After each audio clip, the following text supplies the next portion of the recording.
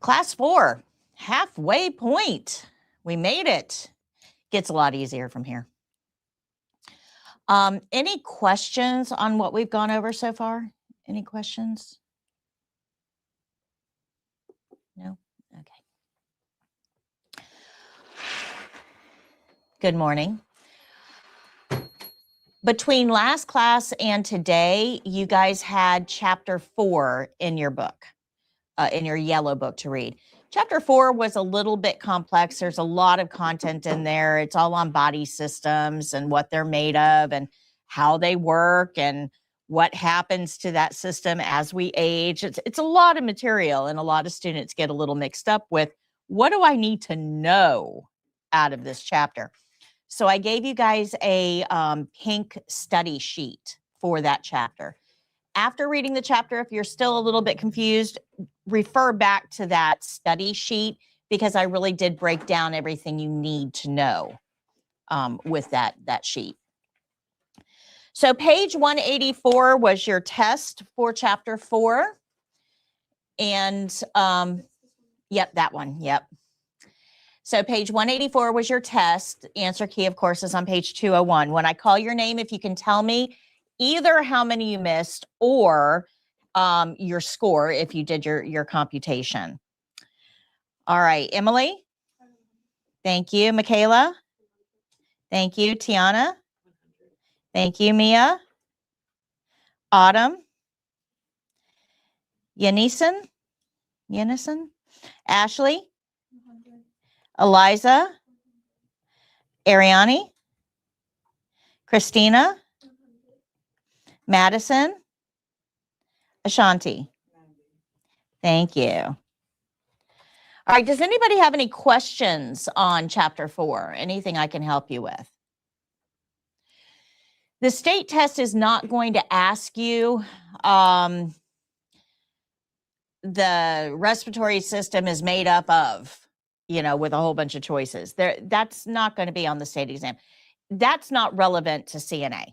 Nobody is going to ask you, as part of your job, is the larynx part of the respiratory system or the digestive system? That's not your role, right? It has nothing to do with what you do. So having a basic idea that the body is kind of divided into systems, those systems each do a specific job, but all of those systems work together, is what you need to understand. But you also need to understand that each of those systems is going to age. And the best way that I can get this across to you, the best example that I can give to you, is regarding dementia. Now, we all kind of know what dementia is, right? It's when people, older people, kind of forget who they are, what they've done, where they've been, where they are. It's kind of a general forgetting disease. But I want to explain to you how that works and how it relates to other body systems as well. So we're going to spend a minute talking about that today. If I were to invent something, let's say that I invent this pen, and I want to have this pen manufactured, right? I want to have somebody create these so I can sell them. I'm going to go look at some factories, places that can make my pen for me so I can sell it. And the first factory I tour is brand new, state of the art, never been used before. Everything it produces is super high quality. It never goes offline. It's completely automated. It's just works and works well. Now, the second factory I go look at is 80 years old. And it's built on obsolete technology, gears and springs and pulleys and, just kind of old technology.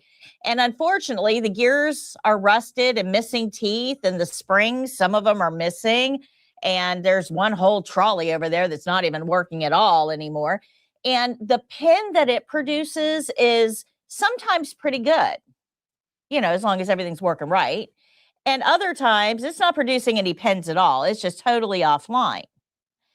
So which one of those factories do you think that I want to hire to build my pen? Why? Why would I want the first one?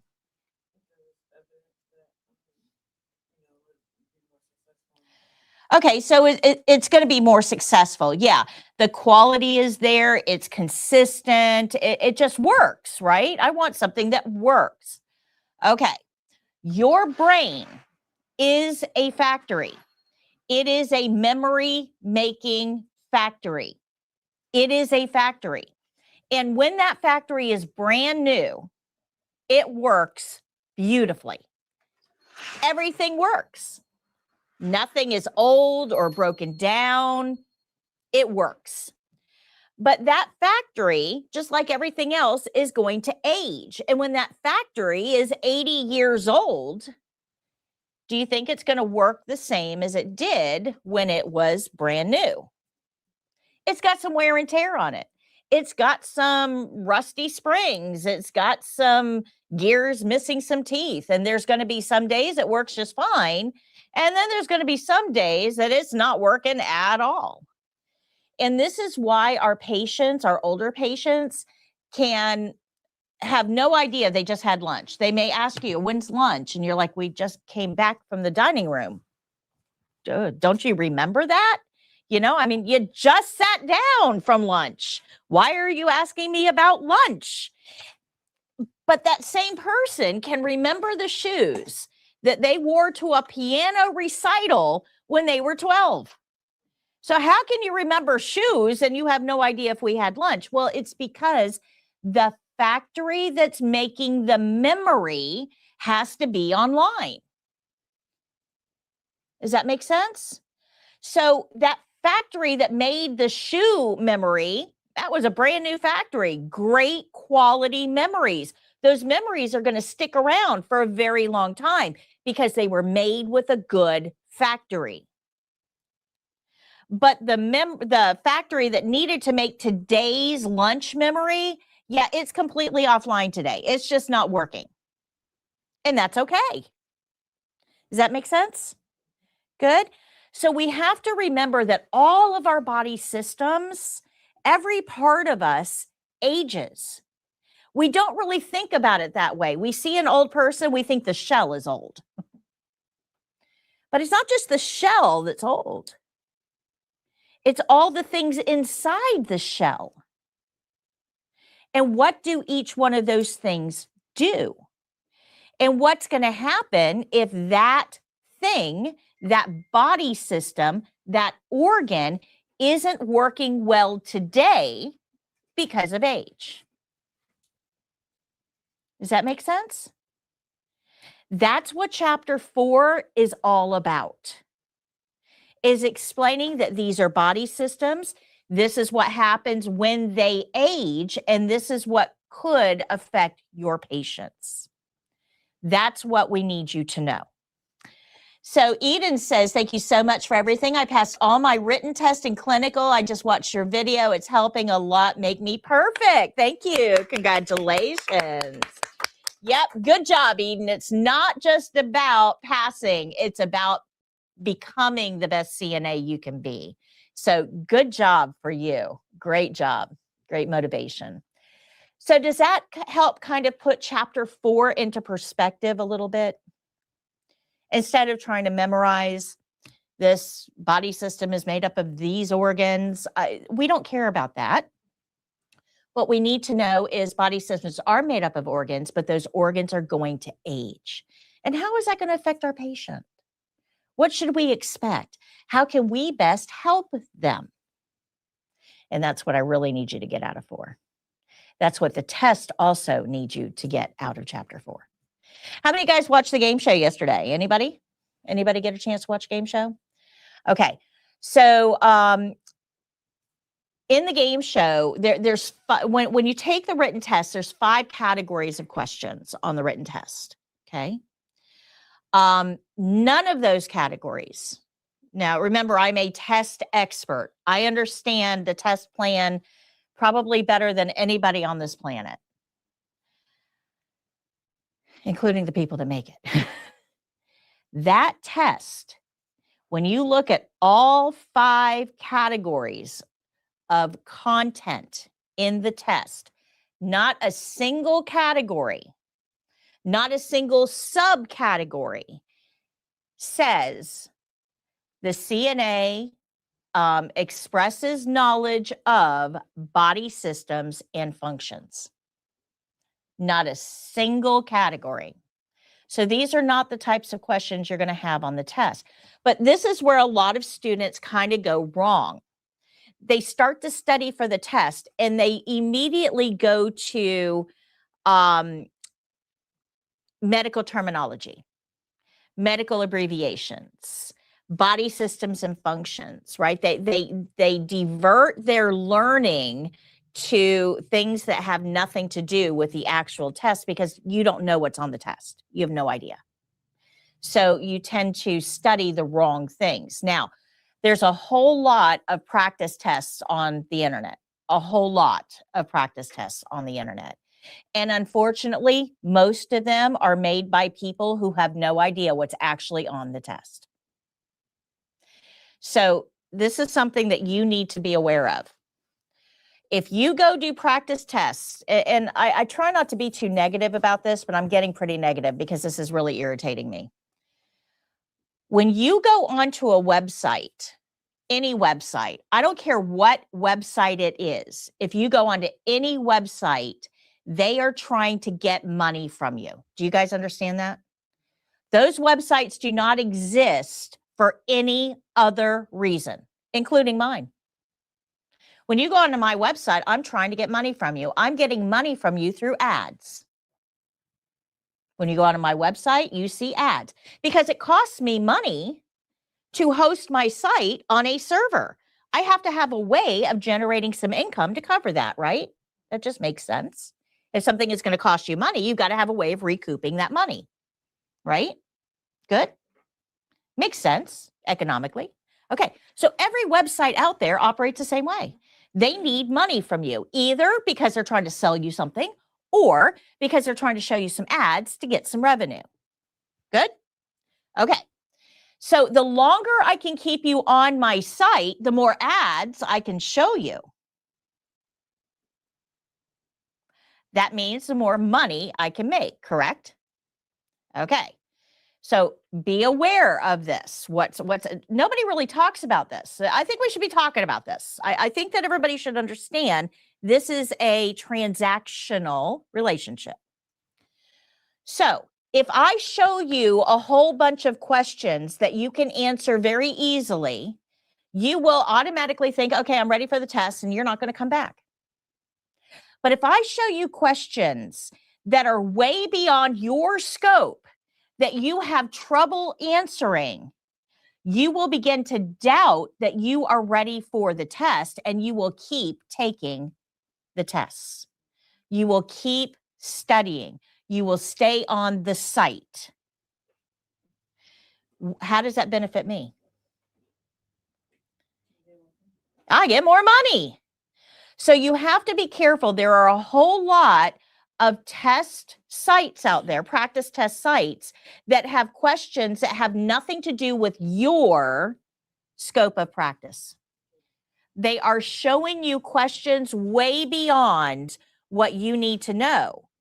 And you're not prepared for those questions. So you fail the tests and you think to yourself, I'm not ready for the state exam. No, you're not ready for that exam. And that exam has nothing to do with CNA. It's all nursing because it's written by AI. And AI does not know what's actually a good question for you.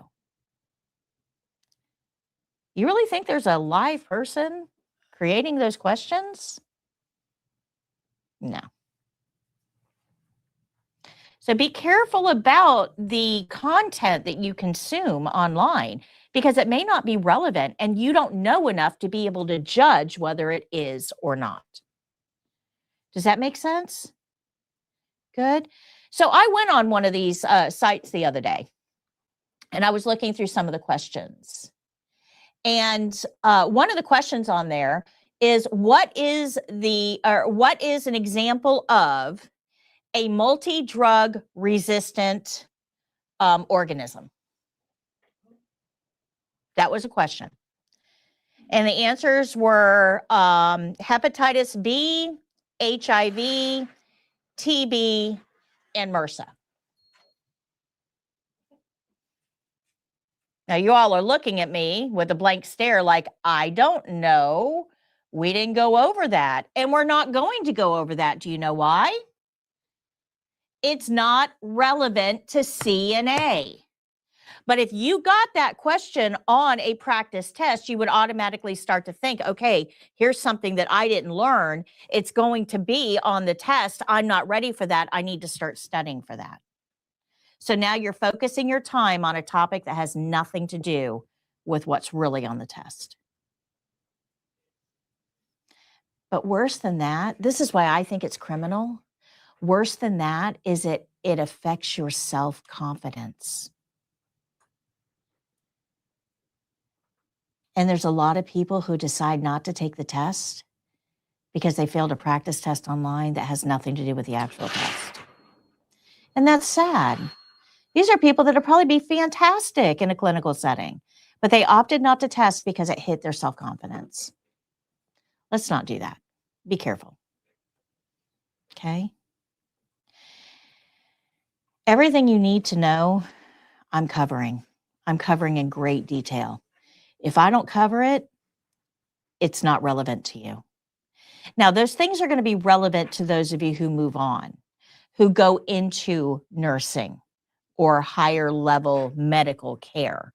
But at the CNA level, it's not relevant. Good? Make sense? Okay. All right. So this is what I was just talking to you about, right? If you have questions on chapter 4, refer back to that pink handout that I gave you, because that's really going to sum up what you need to know about the aging of certain body systems and how it's going to affect our patients. But when you're looking at the other side, the face or the head side of that flyer, Jake, can you get me the pink flyer real quick, please? Yeah. Yeah. Thank you. When you're looking at this side, I want to bring your attention to something, because when I created this, and you guys are only the second class that have gotten this. This is a new thing. But when I created this, I wanted to include a couple of things that I want you to remember when you're taking the test. Okay. So all of these bodies, right? The stick figure bodies, all of those have to do with emergencies. Now, remember, as a CNA, we report everything to the nurse. If we know it, they know it. You guys remember us talking about that, right? Half of our job is observation and reporting, right? So we have what we do and what we see. Those are our two scope of practicalities. Okay, there's one exception to that, and that's emergencies. In an emergency, you cannot leave the patient to go tell the nurse that there's a problem. We don't leave people alone in an emergency. So in an emergency, you have to act, not report. So if it's life and death, we have to do something, not just go run and find the nurse. Never leave a patient alone in an emergency. So what I did is I created these little icons here for emergencies. So what do? Well, if the patient falls or you find them on the floor, we stay with them and tell somebody to go get a nurse for us. Don't leave your patient. If the patient can't breathe, sit them up. Makes it easier for the lungs to inflate. We're not dealing with gravity pressing down on the chest. Good? Good. If they're weak and you think they might fall, get them sitting on the floor. Because people that are sitting on the floor can't fall on the floor. Falling is where injuries happen, right? So get them at a low point so they can't fall. Be proactive, not reactive. Make sense? If they're coughing, make sure that you're not feeding them. Don't put anything into a coughing person. Make sense?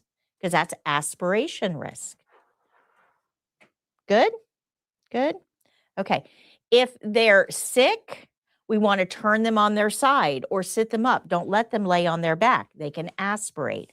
So these are all emergency situations that you might find yourself in. This are things that we need to report to the nurse. These are things that we have to act and then report. Do you guys understand how to use this? This cheat sheet is pretty much everything you need to know for the state exam. It will help you tremendously. All right, so let's review. How do we know what to do with each patient? We follow the care plan, the whole care plan, and nothing but the care plan. While we're following that care plan, what else should we be doing? We should be making observations. And what do we do with those observations? Report them to the nurse. All right. So there, I probably can't find it now. Okay. In one of the CNA groups I'm in, somebody posted this morning that they took the exam and this is their second attempt and they failed. And this is not in Florida. This is in a different state. And they were just so frustrated. You know, why do they keep failing me? Well, one of the tasks that they got was transfer from bed to wheelchair. That was the task that they got. Well, what they did was walk the patient, ambulate. Now, the care plan says the patient cannot take steps. And they walked the patient. And they failed. Why did they fail? They didn't follow the care plan. It is literally that simple. They did not follow the care plan. Care plan said, pivot the patient into the wheelchair. Instead, they walked them to a wheelchair. And they don't understand why they failed. It's not about putting the gait belt on. It's not about how tightly you hold on to the patient. That's not what this is about. This is about, this is the level of care the patient needs. Can you provide that level of care for this patient? Set your expectations accordingly. The care plan is the driver of the test. If you don't follow the care plan, you're not going to pass. And the care plan is not limited to just the test. Right? Make sense? So what do you think would happen? Let's play that out a second. What do you think is going to happen if this person passes the test and goes to work and they are told this patient can't walk to the wheelchair, you got to pivot them, and they stand them up and try to walk them to the wheelchair? What's going to happen? Yeah, they're probably going to fall. Now, if that were your grandparent, and your grandparent is in a setting that's supposed to keep them safe, that's supposed to have people that understand how to keep them safe, and that happens, and your grandparent falls and breaks a hip and is now bedbound and dies 2 months later, how are you going to feel about that? I'm going to be angry because we're paying money for my grandmother to be in this facility where you people are supposed to know what you're doing. Right? If I was okay with her getting care from people who don't know what they're doing, I would have kept her at home. The expectation is that we work as a team, and the only way we can work as a team is if everybody is doing the same thing. And the only way to know how to do the same thing is to follow the care plan. That's why it's there. Good? Makes sense? Every skill starts with the opening. It's how we start all skills. Now, this is going to be important to you because on testing day, you're going to be nervous.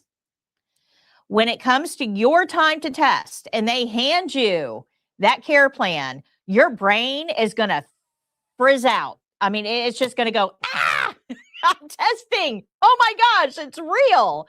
And your brain will blank. It will. And that's just natural. That's normal. You're going to be watched. You have to perform. You're nervous. It's real. It's go time. So I want you to remember this one statement. Every skill starts with the opening. Every opening starts with a knock. If you can't remember anything else, you should remember that one sentence. Because if you can get there, oh my God, I don't know what to do. I don't know what to do. I don't know what to do. Every skill, how do I start? Every skill starts with the opening. Okay, the opening. And every opening starts with a knock. Okay, so knock. That's my starting point. I can knock. You will start to roll into what's next. It's that first step that you have to get through, and then you'll be okay. The way that I say this is on purpose. It's designed to give you a very concrete starting point when your brain doesn't cooperate. Okay? I've been doing this a very long time, and I've had thousands of students that have sat in my classroom, not to mention the hundreds of thousands that we have helped virtually. And I can't tell you the number of people who have come back to me and said, you know, during the test, I heard you. I heard you in my head. I heard your voice. Because I say the same thing the same way every time. And when you're testing, you will probably hear me in your head telling you the same thing that I'm telling you right now. And that's what's going to help you kind of get through this. But it's not just the test. You're going to hear me in your head for the rest of your life. You will. Little things will pop up. And you'll go, oh, yeah. Yeah, I remember that. And that's good. That's good. That means that it wormed its way in, and you're much more likely to adhere to it out there. Good. So every skill starts with the opening. Every opening starts with a knock. Once we enter the room, we're going to greet the resident, be nice. We're going to address them by name, not honey, baby, sweetie. We're going to tell them our name and title. They need to know who and what we are. And we're going to tell them why we're there. I'm here too. Put it in your own words if you want. I'm here to wash your hands. I'm here to do hand and nail care. You can say it any way you want to, just introduce it so your patient can give you consent. They have to know what you're doing in order to be able to consent to having it done. What do we do if the patient says no? Tell the nurse. Try to find out why, because when you come to me and say, hey, I was supposed to do foot care on this patient, they said no, you know what I'm going to ask you? Why? Why didn't he want it done? Right? Because you're the one that's been in there. You've spent more time with the patient. You probably know why he doesn't want it done. And if you don't, you should. So if somebody tells you no, be nice about it, but try to figure out why. Is this not a good time? Can I come back later? You got something going on? What's going on? You know, be nice about it, but try to get to the why. It could be as simple as I've got family coming. I don't want to be involved in a skill when they get here. Or it could be, yeah, my foot really hurts. I don't want nobody touching it today. Well, wait, that's an observation. What do we do with observations? Tell the nurse. And if we don't know why, if we ask to do foot care, they say no, and we don't know why, nobody knows this guy's got a foot problem that needs to be looked at, right? So try to find out why. But for the test, everybody's going to be nice and pleasant, cooperative, and nobody's going to say no. So yay. All right. So we're going to get consent. Once we get consent, we can close that curtain. Is that curtain clean? What do we want to do? Wash your hands. Now that we have some clean hands, we can go get our clean supplies. Good? Cardinal rule here, do not touch the patient until your hands are clean. Why? Why? Why is that important? Yeah, that's right. You don't want to give them anything new. Absolutely. And this is a real problem in a clinical setting. Real problem. Good? What? Yeah. So, and it wasn't hard to learn, was it? It's repetition, repetition. So there's a guy, I really feel bad for this guy. There's a guy in, I think he's down like in Fort Lauderdale, but he's actually from this town, from Spring Hill. He encountered a flesh-eating bacteria, and he's been in the hospital for months. And what had happened was he had gone to, I think it was the Bahamas, and was like walking on the beach and scraped his ankle on a rock. I mean, something that minor, right? Just scraped his ankle on a rock, no big deal. It wasn't even that bad. But within like 2 days, the flesh-eating bacteria had taken almost his entire foot. I mean, it goes very, very, very fast. So this poor guy, right? He's in the hospital for several months. It's spreading. They're looking at amputation and other options. It's bad. I mean, this is not a good thing, right? Not a good thing at all. This guy's whole quality of life has completely changed in a matter of days. I want you to think about his mindset for a second. Okay.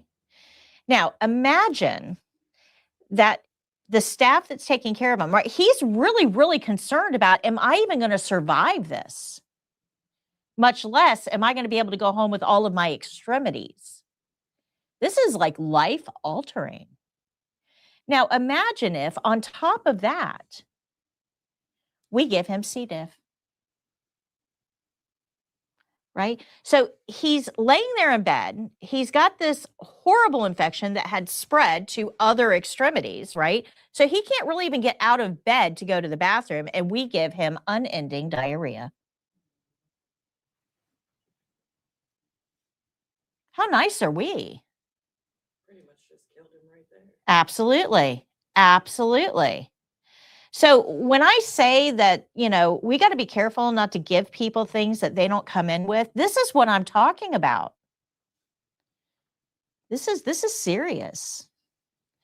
Gabriel, thank you so much. Oh, you guys make my day. You're awesome. Thank you. I'm so glad we were able to help you. Thank you. All right. So once we've got our opening out of the way and we start thinking about our supplies, we have to evaluate if we need gloves. We don't use gloves for everything because then we're not paying attention to what we're touching. But we do need to wear gloves when we know they're appropriate. So how do we know they're appropriate? Well, if you're going to touch body fluids, personal skin, or non-intact skin, any of those, you should wear gloves. Body fluids, personal skin, or non-intact skin. If the answer is maybe to any of those, you should wear gloves. Okay? I'm not going to touch anything ooey gooey that came out of anybody else's body without another layer of protection. That needs to be your stance. Okay? Don't touch anything ooey gooey that came out of anybody else without another layer of protection. Good? Make sense? Okay. If we decide that, yes, we probably should wear some gloves for this, what's the first thing those gloves should touch?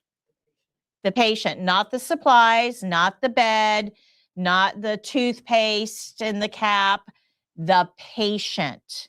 So I'm going to do all of my prep work. I'm going to get the patient sitting up. I'm going to get the towel over the chest. I'm going to get the toothbrush wet. I'm going to get the toothpaste on the toothbrush. I'm going to get all of that ready before I put my gloves on.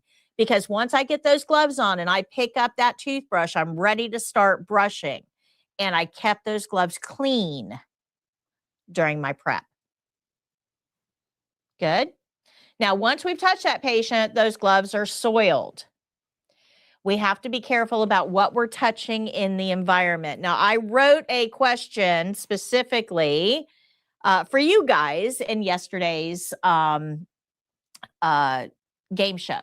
So the question was, you're performing peri-care, which we're going to get to next week, but it's personal female care, right? You're performing peri-care on a patient, and you drop a washcloth onto the floor. After picking up the washcloth, what is the next action you should take? A, continue performing peri-care. B, sanitize your glove. C, throw the washcloth away. or D, change gloves? Change gloves. Why? That's right. And remember, nothing on the floor, right? So we touched something that was on the floor. We have to continue doing peri-care. Do we want to continue with those same gloves? No. You now understand infection control. Good? Okay. And then what if we've worn gloves, once we're done with the gloves, we have to remove them correctly. And that's pinching up at the cuff and then going under on the second hand. Tia says, I have my exam coming up in April. I watch your videos every single day. God bless you, Miss Patty. I learned a lot from your clips. Oh, thank you so much, Tia. Good luck to you. You're going to do great. Great vibes out to you. You're going to do fantastic. Make sure you come back and let us know so we can congratulate you in April. All right. Okay. Any questions on glove rules? So when we're talking about supplies, we're going to need a clean place to put our supplies as we gather them. And that's what a barrier is all about. It gives us a clean place to put our clean supplies. Now, remember, we can only touch supplies with clean hands. This is one of the most common testing mistakes that's made. One of the most common testing mistakes is that when you go into test, the evaluator gives you your care plan, you read it, and then you go get the supplies that you need to do that skill. What did I miss? Okay, I missed consent. That's a big one. What else did I miss? The opening, but most specifically, what part of the opening? Washing my hands. So if I read the care plan and come over here to get my supplies, am I getting those supplies with clean hands? No. That, and most people don't understand why they fail the test by doing that. They read the care plan, they get their supplies, and then they start the skill, and they don't understand why that's not allowed. Remember that you don't know what you don't know? Right? So before you came to this class 2 weeks ago, you may not have known why that was not allowed either. So everything that I teach you is specifically to help you perfect your performance. Okay, good? In the simplest way possible. All right, so we have to use clean hands to get those supplies. That means it's got to be done after the opening. Don't let those supplies touch your uniform. Why? It's dirty. Yeah, that uniform is not clean. Not clean. Way back when, I don't know, I don't think I told you guys this. These classes tend to run together sometimes. Way back when I first started in nursing in the late 80s. I know I'm really dating myself here. Yes, I really am that old. The late 80s, when I started in nursing, some of the first people I was taking care of in the late 80s and early 90s were HIV positive patients. These are in the very beginning stages of AIDS. We didn't even really understand what AIDS was and how it spread and where it came from. And we were just taking care of patients that were affected without having the understanding behind it because we hadn't done the research yet. It was still new. And in the early 90s, I had young children. So this principle became very, very important to me. Your uniform is not clean once you start working. And I learned very early in my career that once you're working in a clinical setting and you've contaminated your uniform just by working, right? Just by being up next to a bed or brushing up against the curtain or leaning against the sink, your uniform is not clean. Do you think you should be wearing that uniform into Publix after work? Should you be picking your children up from daycare and holding them with that uniform? Okay. So this lesson was ingrained in me very, very early in my career with a very, very scary disease. So I take this kind of stuff very seriously because I had to learn early. Now, interestingly, way back then in the 90s, or in the 80s, it actually kind of went out of fashion in the 90s, but there was an actual locker room in every hospital. Every hospital. In fact, my office was 2 doors down from our locker room when I worked in the hospital. And when you came in jeans and t-shirt. You didn't wear scrubs to work. You came in civilian clothes. You went to the locker room and you changed into your work outfit. And then you did your work. And before you left, you went back into the locker room, changed out of your work outfit and into your civilian clothes to leave the facility. That's a smart way of doing it. But unfortunately, that didn't make the hospital any money. That space, yeah, they needed it to make money. So they retrofitted it and said, oh, no, you can just wear your clothes into work. But that doesn't always address the infection control part of things.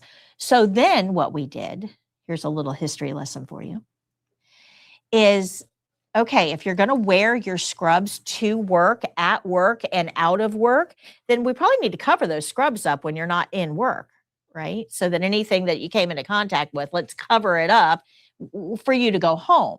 So we invented scrub jackets. Now, those scrub jackets were supposed to be worn over your clothing after you left, not as part of work. You wear them on the job, it kind of defeats the purpose. It was supposed to cover your clothes. So if you went into Publix, you weren't like, getting your ick all over my bananas. And then we decided that scrub jackets were more of a fashion statement. So we started wearing them at work. And that defeated the purpose. So again, it's kind of helpful if you understand a little bit of history in the setting that you're going to be working in, because this may affect you. We are just on the tail end of a pandemic. That means that there may be another one in our future. You need to know these strategies to be able to keep your family safe if you're working with at-risk populations. Good? Make sense? Okay. All right. Get your barrier first, put it on the table, and then get your supplies. That way you're not holding those supplies up against your uniform. Another supply that we learned how to use is the privacy blanket. Now we're going to use a privacy blanket anytime the patient is uncovered or undressed because the environment is cold and your patient is not active. They're going to interpret temperature completely different than we do. So that blanket is there for warmth as much as it is for privacy. So anytime the patient is uncovered or undressed, we are going to use a privacy blanket. We're going to put it on over the sheet. Don't snap it or shake it, and pull that sheet down underneath. So your patient is always covered with something. Good.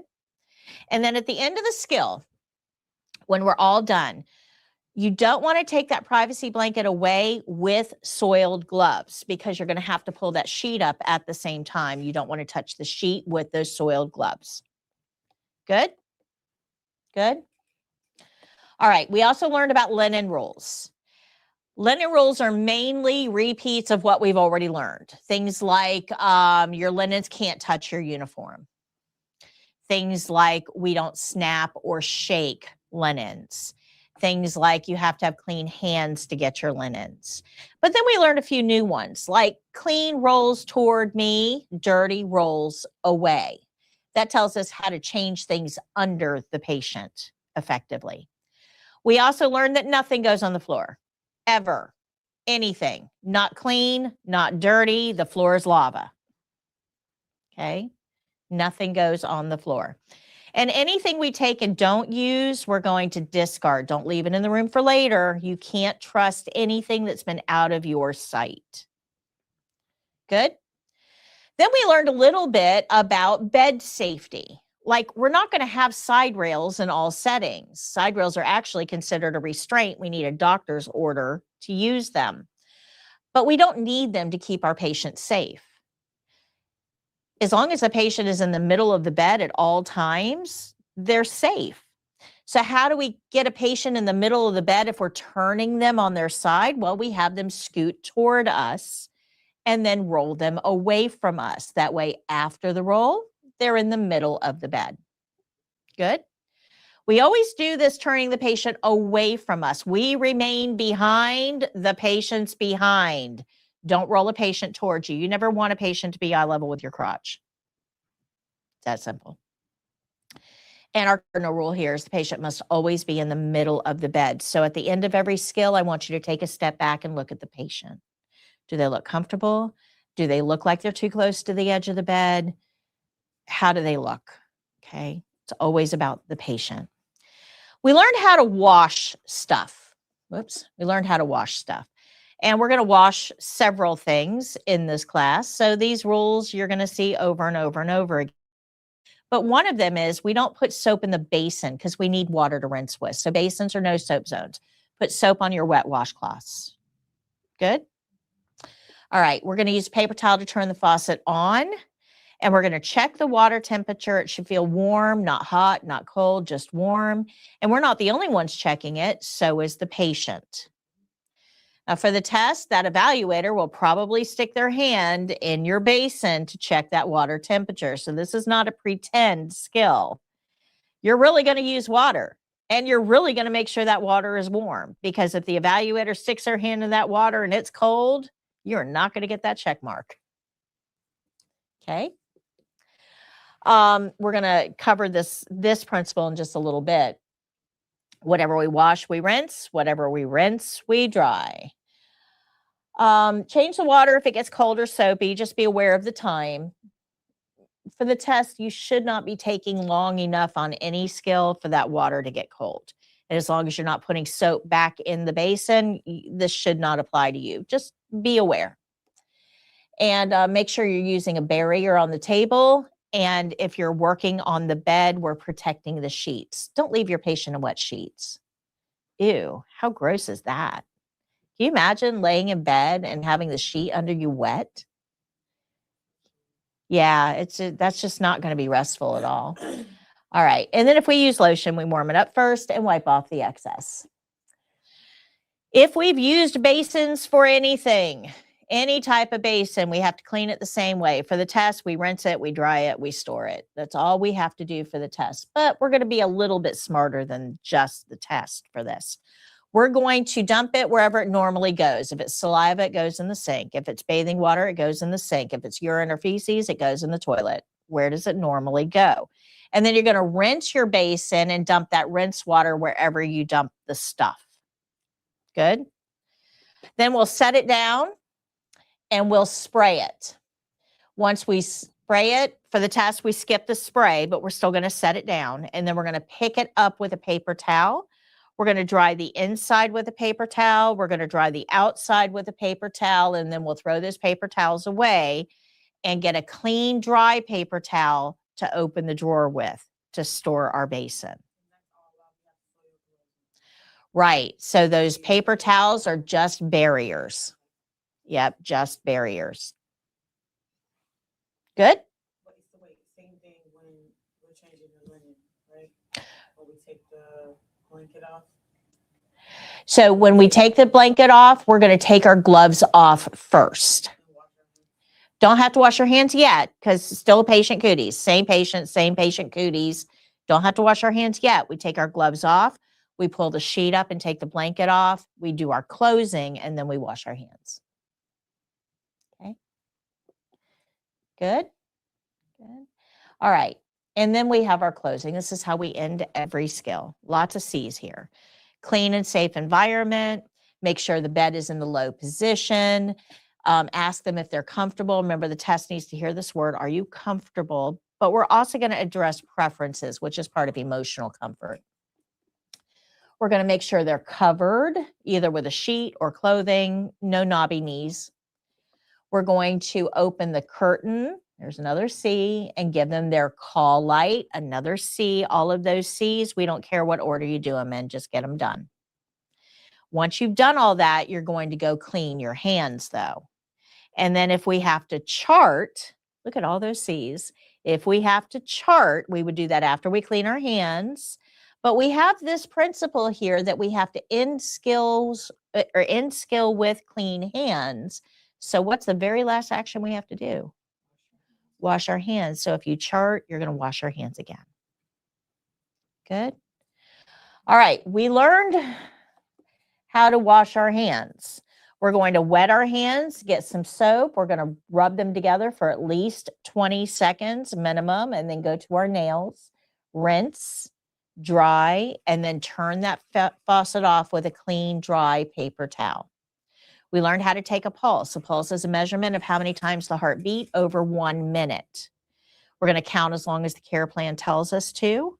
We're going to use the pulse point the care plan tells us to, and we're going to count for as long as the care plan tells us to. So we're going to follow the care plan. Normal is between 60 and 100. If you get anything outside of that, you report it to the nurse. Document this number. We learned how to dress a resident with a weak arm.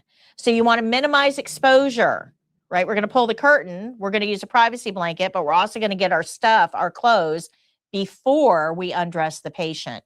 Make sure that you involve them in decision making. What do you want to wear today? Undress strong arm first, dress weak arm first. Make sure they look good at the end. Okay. We learned range of motion. We've actually learned 2 range of motion so far. We're going to follow the care plan. Oh, when you do this, it picks up. It's not going to do it now. Yeah. Range of motion are exercises to retain function. We're just trying to keep what's there. Flexion extension is up, down. Abduction, adduction is side to side. Rotation is around. You're going to do whatever the care plan says. Whatever body parts they tell you to exercise, whatever exercises they tell you to do, and however many repetitions they tell you to do. Follow the care plan. Hand and nail care. This is just a mini Manny. Soak the hand, take it out, put it on a towel to wash, put it back into rinse, take it out and put it on a towel to dry. We're going to clean under the nails with an orange stick, wiping it off after each nail. File the rough edges in one direction only. Put lotion on, wipe off the excess. If you keep the nails filed, you never have to trim them. That's the whole point of this. Making an occupied bed, you're going to change that bottom sheet a half at a time. So we want to get our patient laying on their side because they take up less space that way. We're going to take that bottom sheet, roll it toward the patient, put the new clean sheet on and roll it toward me. Tuck the clean under the dirty, put them back on their back, go around to the other side of the bed, repeat the process. That's how you change the bottom sheet.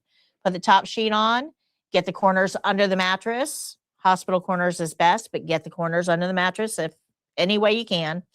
Loosen it over the toes, change that pillowcase out. Make sure the patient is in the, where? Middle of the bed. Good? Look how much you've learned. And we're only at the halfway point. Still have quite a bit left to learn. But most of what we're going to learn from here on out are taking these same principles and rinsing and repeating. Okay, good. Questions? All right. So we only have one principle to go, and that's shoe rules. Everything else on that back wall we've covered. Wasn't too hard, right? Remember that we do have the test and care plan sets, and we have the cards as well. And you have these same test and care plans on page 25 of your book. Page 138 in your book is supported side lying, which is where we're going to start today. Supported side lying. We have 4 skills to learn today, and at the end of the class, we're going to go over test registration instructions. I'm going to hand out the registration packets. We're going to talk about how to register for the test, what's involved in it, what the process is, the timeline, what to expect, all of that. So that's what we're going to be doing today. Page 138 gives us our overview of this skill, and boy, are there a lot of principles at work here. We have skill rules, the opening, glove rules, barrier rules, privacy blanket, linen rules, scoot and roll in the closing, as well as the skill-specific steps. A lot of principles going on here, but we know them all. So let's take a look at the care plan on the top of page 139. You'll see step-by-step directions there. Of course, there's supplies at the bottom of the page. There's not much in the way of supplies for this skill. This is one of my favorites. But here's our care plan. Position the resident on his left side. Patient requires support to remain on his side and is unable to assist with turning. A time out here for a second. Does this care plan tell us that the patient is immobile? What does the care plan say? Needs support and unable to assist with turning. Don't make this patient into something they're not. Okay. A lot of students look at this care plan and think, oh, this must be a comatose patient. No, it's not what it says. It says they require support and they can't turn on their own. Those are two different things, right?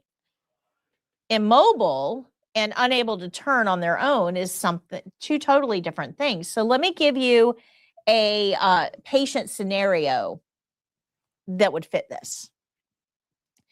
Let's say that our patient just had major abdominal surgery. They cut the patient open from here all the way down to the top of their pubic bone, completely open, opened them up, took all their intestines out, fixed whatever needed to be fixed, and put all those things back in and sewed them up. Their abdominal muscles are not even talking at the moment. Okay? So they're not going to be able to flip themselves on their side. They're not an invalid. They're not unconscious. They're not immobile, but they can't roll. Does that make sense? Got it? So don't let your brain create something for this patient that's not there. Good? All right. Question Tia has. Do we have to know all the equipment needs for each skill? Yes. So if I'm going to ask you, Tia, and I'll just pick on you for a second. If I'm going to ask you, I want you to go in and change this patient's position, I'm not going to say, and you need a barrier for the table, 3 pillows, and a privacy blanket. I'm not going to say that. I'm just going to say, go change your position. So for every skill that we have to do, you have to know the supplies necessary for those skills. Now, if you need some help with this, we do have flashcards available that can help you. Flashcards have the steps, the supplies, as well as the principles that are involved in the skill. So the flashcards will help. You can certainly make your own as well if you have our book. But make sure that you're learning those supplies, because otherwise you're not going to be able to do the skill correctly, the steps of the skill. If you don't have the supplies, you can't do the steps. Okay. All right. So like I said, we already know all of these principles. There's nothing new here to learn except for the skill specific steps, things that are specific to this one skill. So let's take a look at these steps. You're welcome. So even though this patient isn't immobile, right? Our care plan does not tell us this patient is immobile. I want to take some time to talk about immobile patients because they require a little bit higher level of care. And this may not be told to you on the care plan. It just may say the patient is immobile and you are required to know what that means. Okay. Immobile means they cannot move on their own. Now, if somebody can't move on their own, they're not going to be able to brush their own teeth because they can't move. They're not going to be able to turn themselves because they can't move. They're not going to be able to go to the bathroom, get up and go to the bathroom because they can't move. They're not going to be able to feed themselves because they can't move. They're definitely not going to be able to bathe and dress themselves because they can't move. So somebody who is immobile is going to need total care. Does that make sense? Okay. In a perfect world, a CNA, one CNA, can generally care for 4 immobile, totally immobile, total care patients at a time. 4. Because we have to do a lot with these patients. They're going to need mouth care every 2 hours. They're going to need peri-care, right? Clean them up every 2 hours. They're going to need to be turned and repositioned every 2 hours. So every 2 hours, we're in there providing about a half hour of care.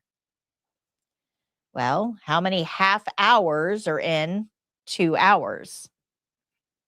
4, which is why I said that in a perfect world, a CNA can generally take care of 4 total care patients, because you're going to go into room 1 and take care of patient 1. You're going to turn them, you're going to clean them up, and you're going to provide oral care. It's going to take you about a half hour, and then you'll go to patient 2. You'll provide peri-care, you'll turn them, you'll provide oral care, and you'll go to patient 3. You'll provide peri-care, oral care, and turn them. You'll go to patient 4. Takes another half hour, and by then you're going to go back to patient 1. Make sense? Okay.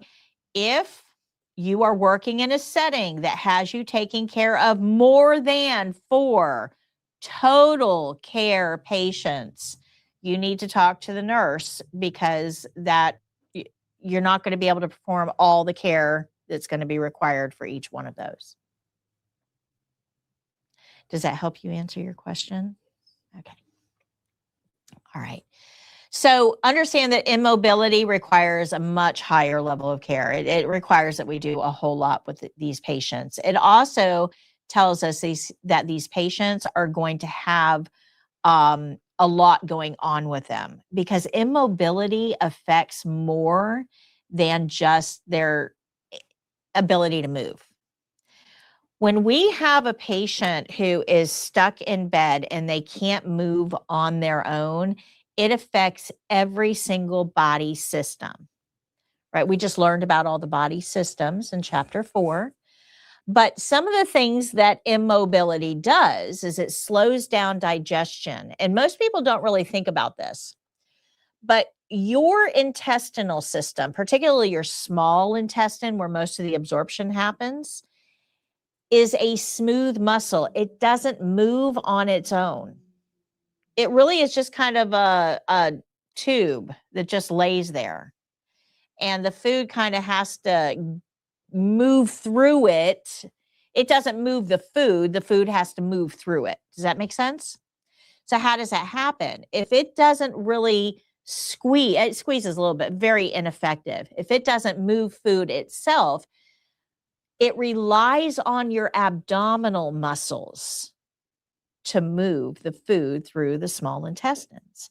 Now, our abdominal muscles move every time we breathe, but they really move when we sit up, when we lay down, when we turn, when we walk, through daily activity.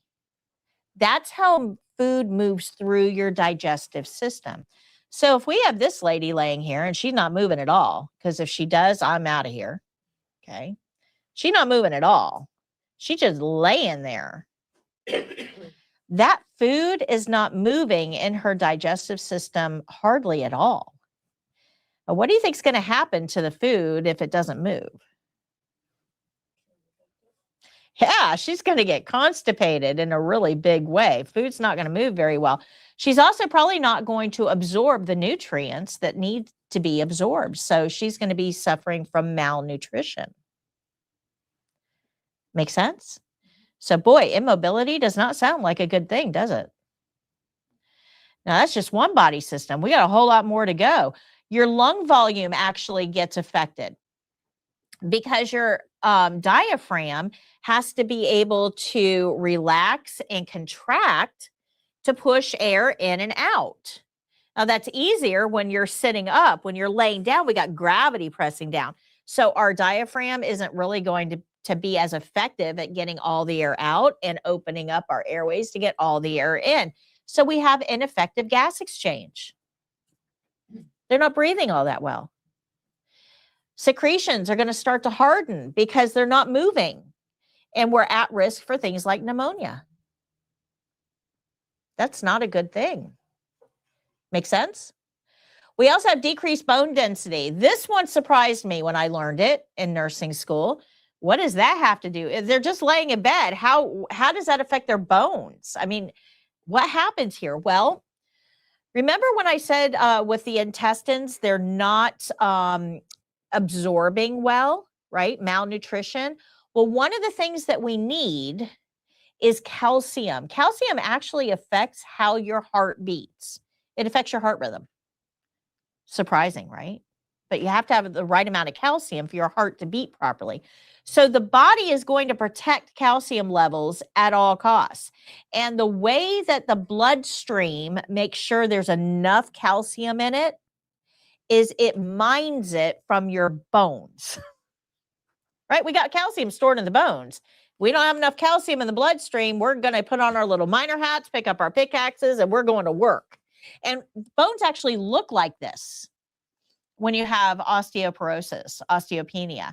They actually create little holes, like somebody took a pickaxe to your bones and mined what it needed. So when your patient is laying in bed all the time and we don't have that weight bearing, we don't have that exercise, we're not building that bone, we're literally breaking it down. So if this patient is accidentally rolled off of the bed and falls on the floor, what are we at increased risk of? Breaking bones. That is correct. That should scare us. We also have muscle atrophy, which we've already talked a little bit about, right? That's the shrinking of the muscle because we don't use it. We have decreased immune response. So this patient is going to be less likely to fight off anything we bring them. Their immune system just is not going to work very well. And we also have a decreased cognitive function because we're not getting good blood flow to the brain. They're just not going to be able to think as effectively. That's a whole lot of really bad stuff when somebody is stuck in bed. This is why we generally don't let people get stuck in bed. Even people who are immobile will use a mechanical lift to get them out of bed and sitting in a chair. We'll get them into wheelchairs. We're going to turn and reposition them while they're in bed to get stuff moving around a little bit. Because if I just put this patient in bed on her back like this and leave her for about 5 to 7 days, she will die.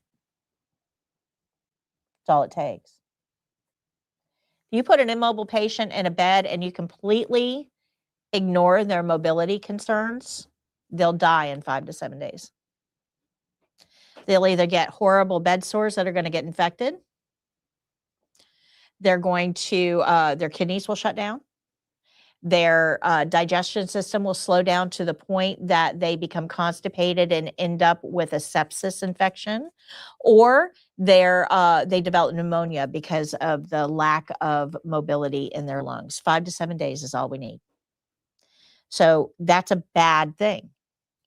When we have a patient who is immobile and cannot move themselves, our job is going to be to move them every 2 hours around the clock. And it's primarily to prevent all of these things. But the most visible sign of problems is in the skin. This is what we can see.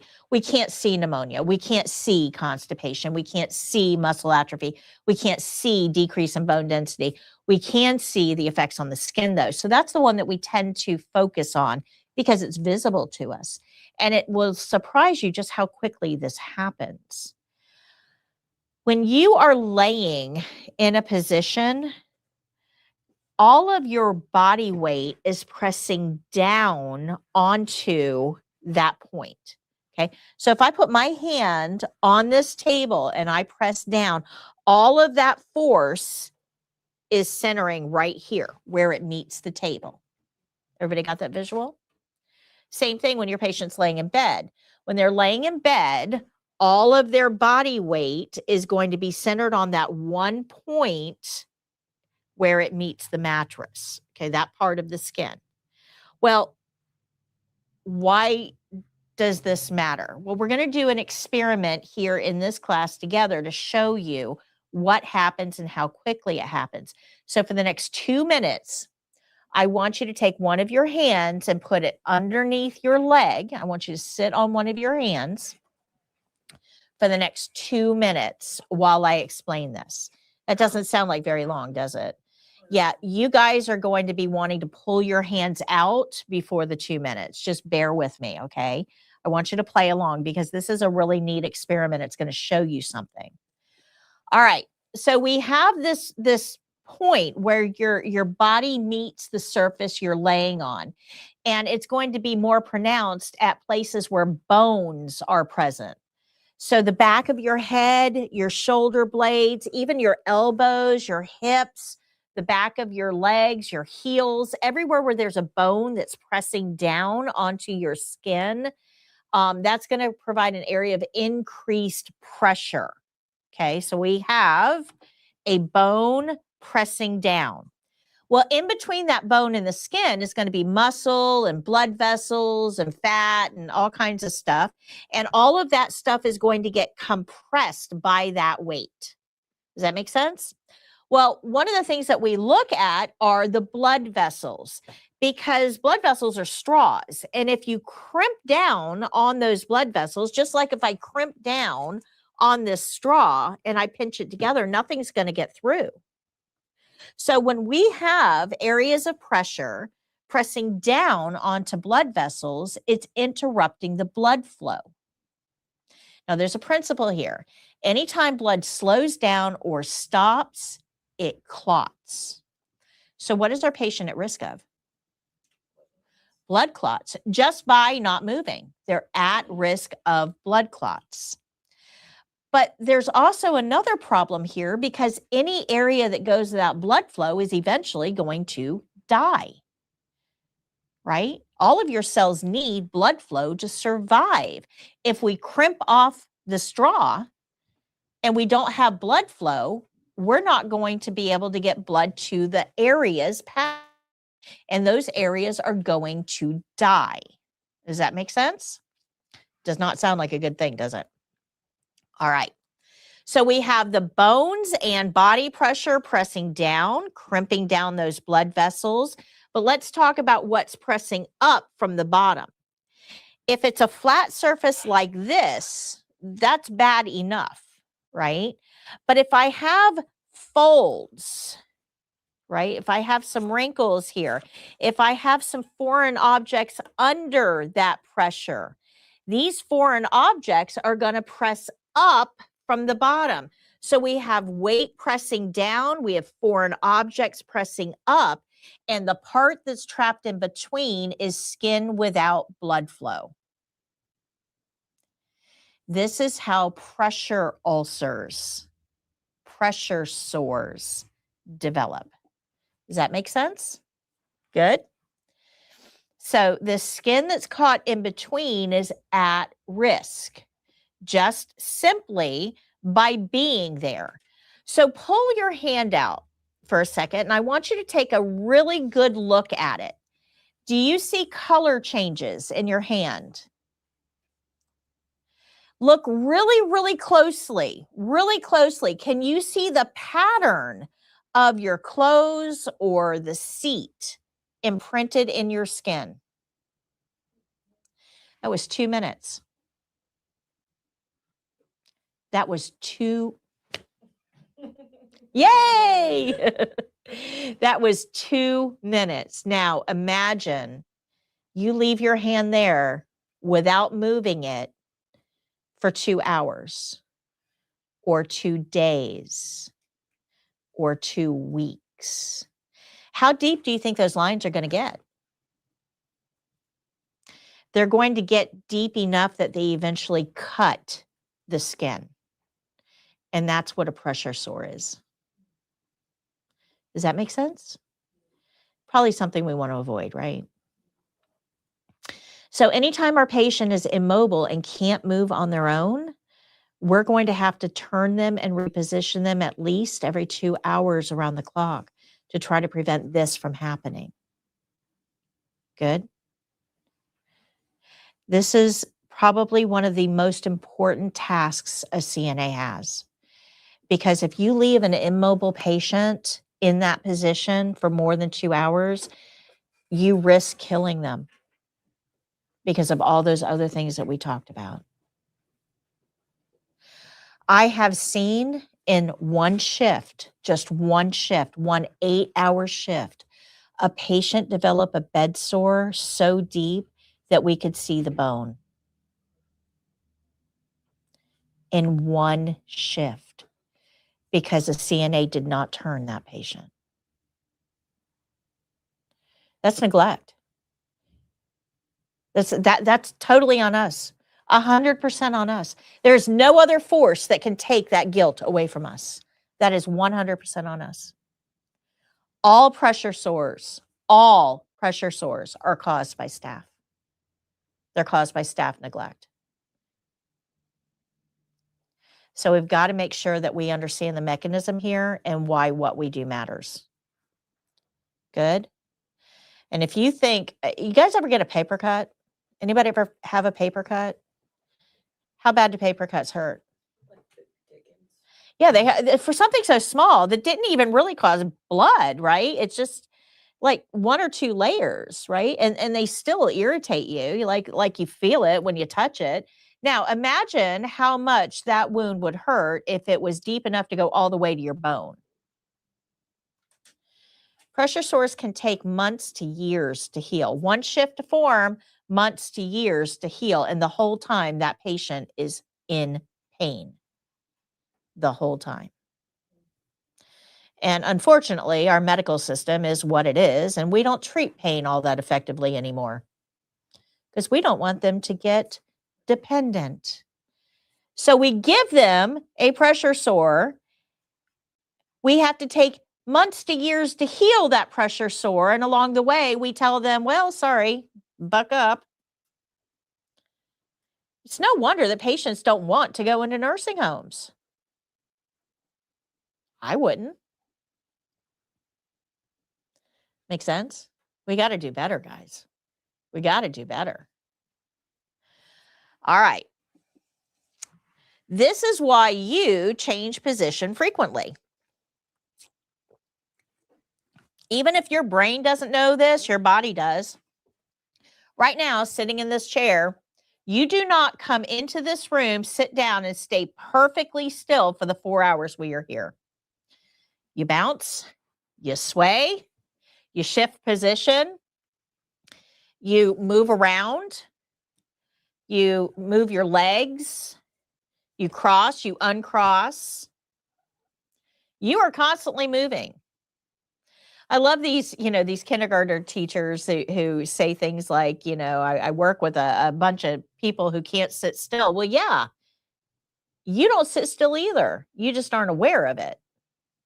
We move constantly, and we move constantly because of this, because we're trying to relieve areas of pressure and resume blood flow and shift that pressure to a different area for a little while. And then we move so that blood flow resumes and shift the pressure to a different area. This is all in hopes of keeping your muscles in good shape, keeping your skin intact.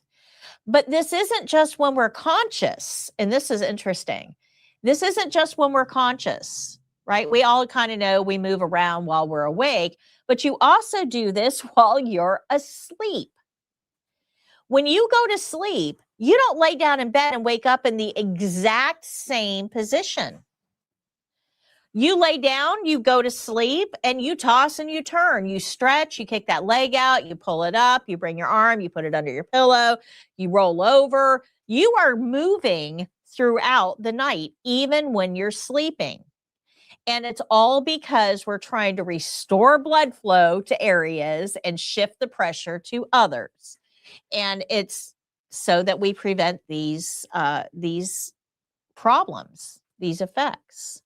Does that make sense? So if we have a patient who cannot do that on their own, then that becomes our responsibility. We are going to turn these patients every 2 hours around the clock. That means I'm waking this person up at 2 a.m. and turning them on their side. And I'm coming back in at 4 a.m. and waking them up and turning them onto their back. And I'm coming back in at 6 a.m. and waking them up and turning them on their other side every 2 hours around the clock. I've worked with a lot of CNAs who thought to themselves, oh, I don't want to wake that person up every 2 hours. That's mean. I want them to be able to sleep through the night. They need a good night's sleep. So I'm not going to wake them up. What happens to those patients?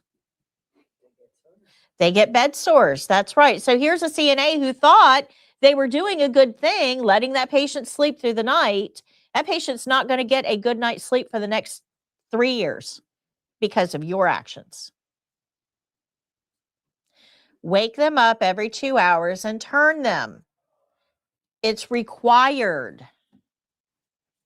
Good. Good. All right. So when we're turning patients, we actually use something called a turning clock, and they look like this. You'll probably see this on the wall of your immobile patients. So if I walk in at, let's say, 2 p.m., okay, I walk in a patient's room at 2 p.m., which is right here. At 2 p.m., my patient should be turned onto their back according to this clock. So if I walk in at 2 p.m. and that patient is not on their back, I know that the patient needs to be, so I'm going to put them on their back. Make sense? I'm going to help you.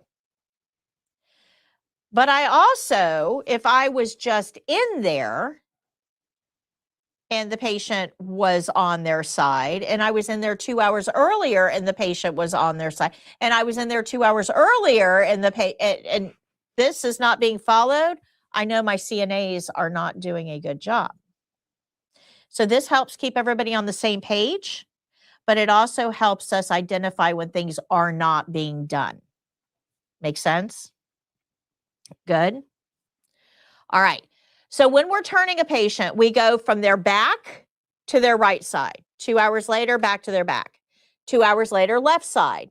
2 hours later, back to their back. Right, back, left, back. Right, back, left, back. We never put an immobile patient on their stomach. Very important. Never put an immobile patient on their stomach unless the care plan specifically tells you to do so. Because remember, gravity pulls down. When you put an immobile patient on their stomach, their body may not have the strength to pull themselves off of their lungs to inflate their lungs. And that patient could suffocate by being put on their stomach. Make sense?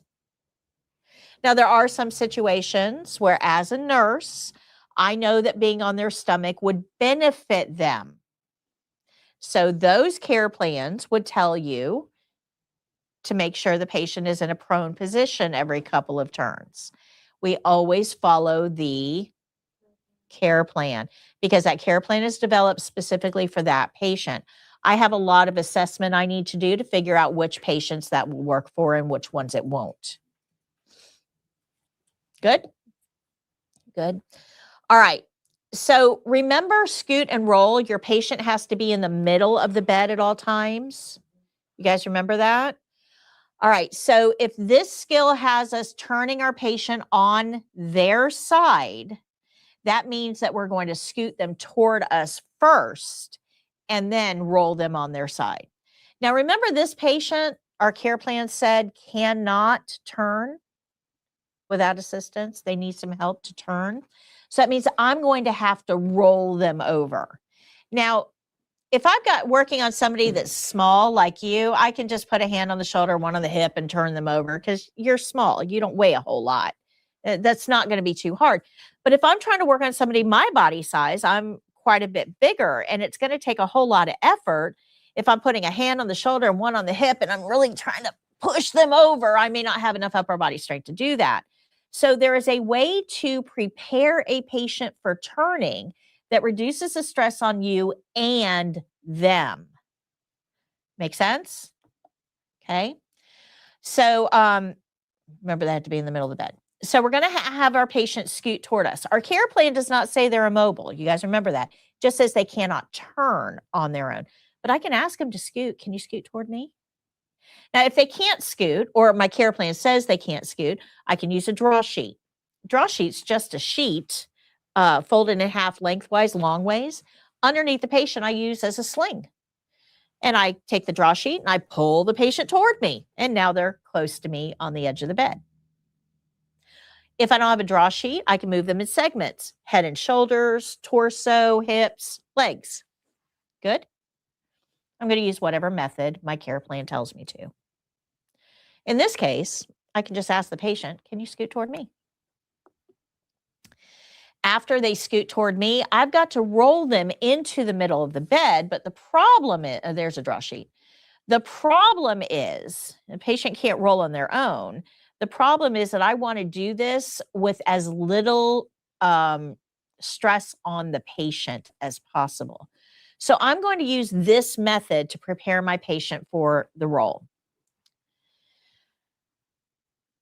The furthest arm from you is going to go up, and the closest arm to you is going to cross their chest. Now, I want to talk about that closest and furthest designation for a second, because this is going to depend entirely on which way you have to turn the patient.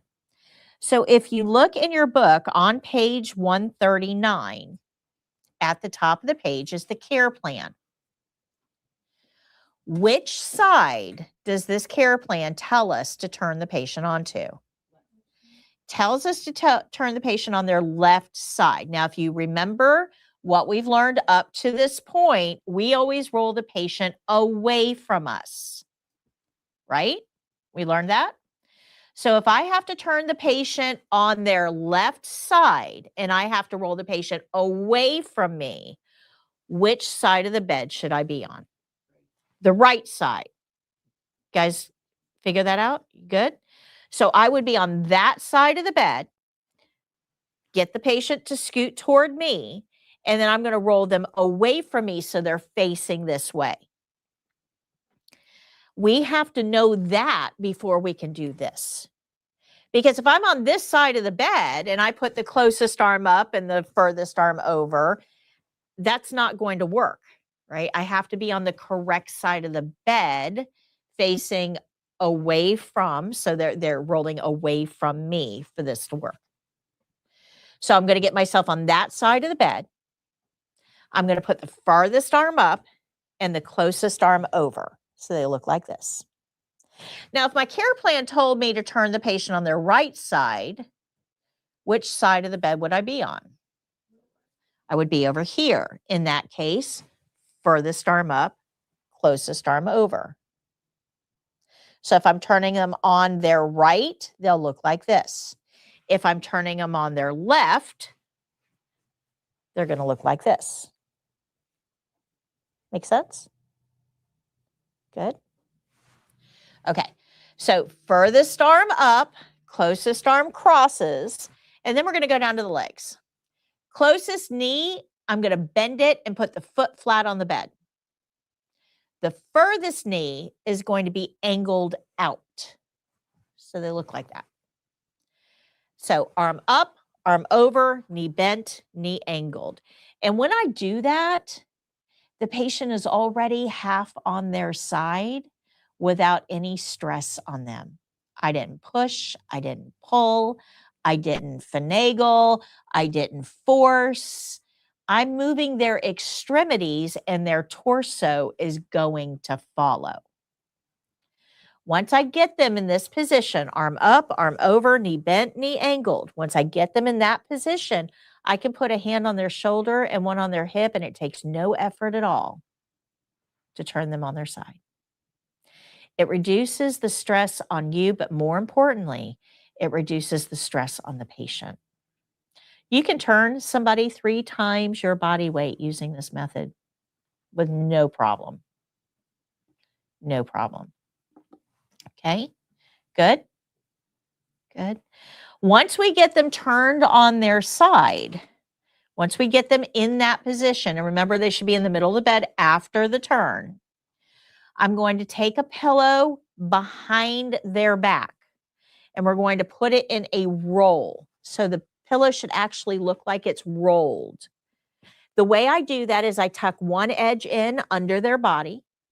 I roll the second edge up, over, down, and under to create that roll. Now, if you don't get the roll far enough under the patient, it's going to pop out. So you really have to tuck this firmly under the patient. During the test, if you can't get that pillow tucked under the patient all that well, kind of just bring their torso back onto the pillow a little bit. Just kind of roll them back onto that pillow to hold it in place. Okay. Now I'm going to go down to the legs. I don't want those legs laying right on top of each other. Legs that lay right on top of each other is an area of pressure. Those knee bones are going to rub together. Those ankle bones are going to rub together. We're going to get pressure sores. That's no good. So we don't want those legs right on top of each other. I'm going to take that top leg and move it just a little bit forward so they're off center. And then I'm going to put a pillow in between. Okay. Good. So that pillow should be between the legs, the lower legs, specifically between the knees and the ankles. And that top leg should be just slightly in front of that bottom one to prevent that area of pressure. Then I'm going to address that top arm. Now that arm that's laying on top, okay, it's actually, because of gravity, down, it's pulled down a little bit because of gravity.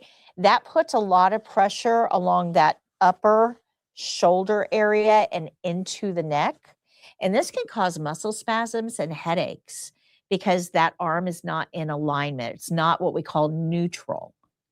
So we're going to put a pillow under that top arm just to get it in good alignment so it's not being pulled down by gravity. So we'll put a pillow under that top arm. Good. To support it. Then we're going to, make sure that arm isn't hanging off the bed. Then we're going to address the pillow that's already on the bed, the one under their head. When we turn a patient, that pillow that's under their head is probably now under that bottom shoulder. That's going to scrunch it up. Again, muscle spasms, headaches, discomfort. So we're going to address that pillow. We're going to make sure, remove it from under the shoulder and make sure it's under the head and neck only, that it's not scrunching up that bottom shoulder. We're going to put that arm underneath the pillow and we're going to put the call light in that hand. We don't want the call light in the top hand, right? Because remember, I've got this arm, it's on a pillow, it's out in the open. But if I put the call light in this hand, that cord is stretching over the patient. We don't want that. That's a choking hazard. So we want to put the hand is under the pillow is under the head. The call light is in the hand under the pillow. That way it's not, the cord isn't stretched over your patient. Good? Questions? All right, so now we know all of the principles involved in the skill. Let's see how they're going to be used to check off all of our checklists. We're going to follow our care plan and turn the patient on their correct side. Very important. Very important. We're going to do our opening. We're going to evaluate if we need gloves. We're going to use a privacy blanket to keep the patient covered while we do this. We're not going to hold the pillows or anything up against our uniform. We're going to make sure the patient's in the middle of the bed at all times. We're going to use a pillow behind the back, one between the legs, one under the top arm, and we're going to adjust the pillow under the head, making sure the call light is in the hand and the hand is under the pillow. And we're going to do our closing. That's the whole skill. Now, this skill is only used for this patient. This patient, this one right here, she might be incontinent. If she's incontinent, that means she's leaking body fluid. So if she's incontinent, what do you think I need to wear? Gloves. This guy, it doesn't say anything about him being incontinent. Do I need gloves? No. And for the test, you guys are going to be a patient for this. You're fully dressed and holding on to all of your own body fluids like a champ. So we don't need gloves to perform this skill on you. But every other patient that you deal with is going to have a little bit different scenario, right? So we're going to evaluate if we need gloves. Remember that every patient is individual and will probably have a slightly different care plan. Good? Good. All right. Jake's going to show you this video.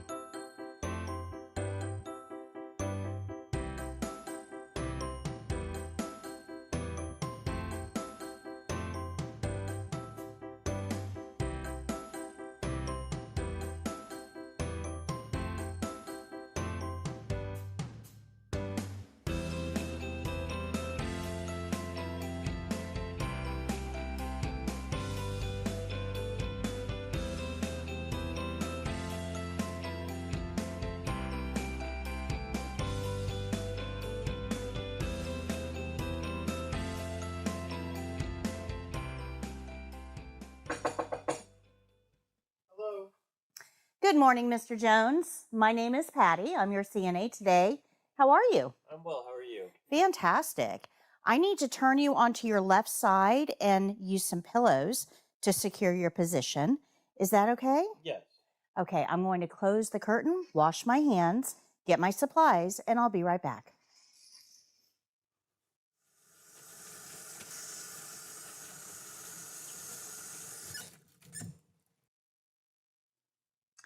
Now that I have clean hands, I'll get clean supplies. We're going to start with a barrier, and we'll place it on the overbed table. And this gives us a clean place to put our clean supplies. Now I'll get 3 pillows.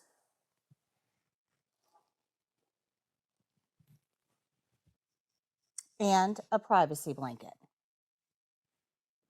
We'll bring this over to the side of the bed.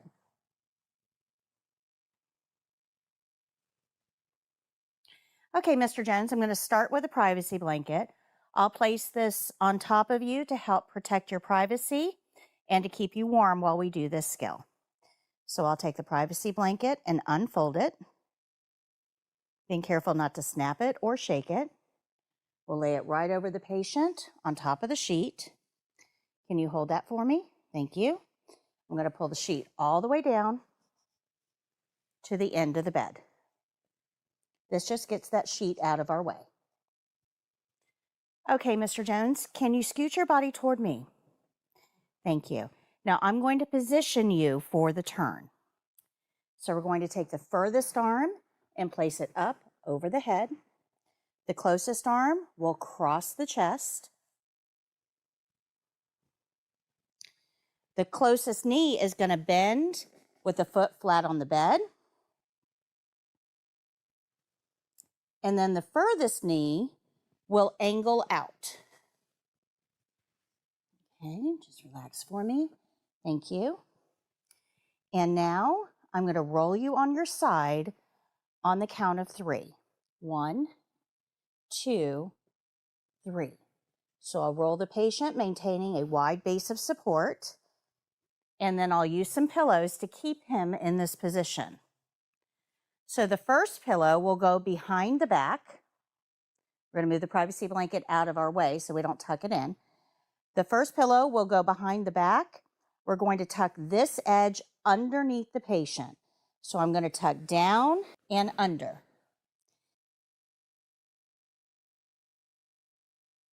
This edge will roll up and then under the patient, down and under. And that provides a nice roll. We'll go to the other side of the bed.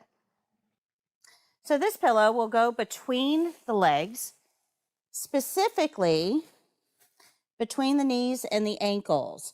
We don't want the legs to lay right on top of each other, so I'm going to move the top leg just a little bit forward, and then I'll lift from below and place the pillow in between the legs.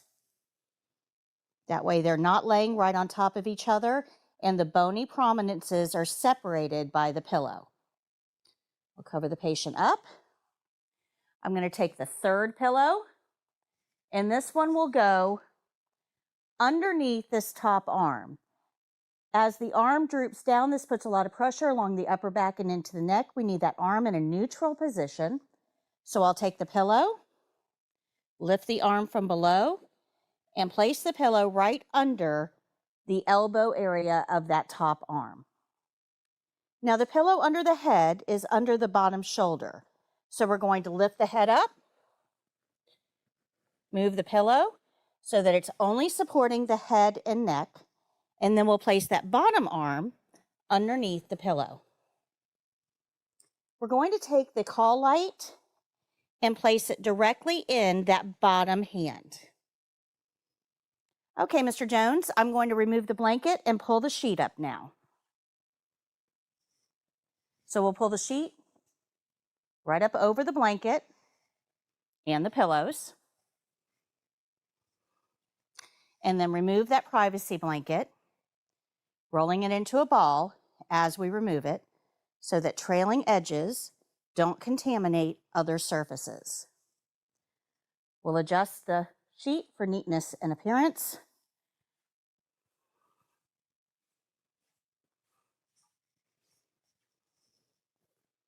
And we'll open the privacy curtain.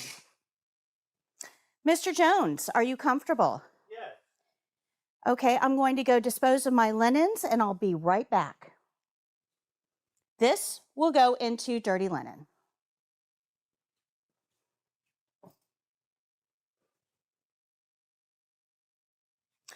We'll dispose of the barrier in the trash can. And we'll move the tray table back to storage.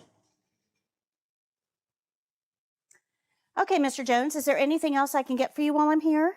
No, thank you. Are you comfortable? Yes, ma'am. Okay. Is the head of the bed, does it need to be adjusted at all? No, thank you. Your environment is clean. Bed is in the low position. I'm going to go wash my hands.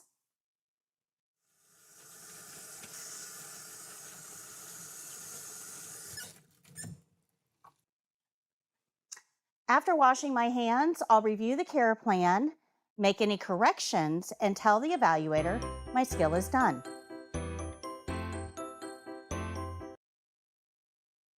All right, so we have a question. So for the skills test, do we need gloves? And the answer to that is it depends on your patient. If your patient is fully dressed and there's no body fluid exposure and the patient has no open areas that you're going to be encountering, then no, you don't need gloves. If any of those things are not correct, if the patient is not fully dressed and you might be near, personal areas, if the patient is incontinent in any way or has any body fluids in the area, or if the patient has any incisions or wounds or rashes or things like that, then yes, you would need gloves. For the test, this is generally performed on another testing student, one of you guys. And you guys are all there fully clothed and probably not incontinent. So for the test, gloves are not required because those criteria are not met. Hope that helps. Okay, so we're going to go ahead. Wow, I'm right on time for the first time ever.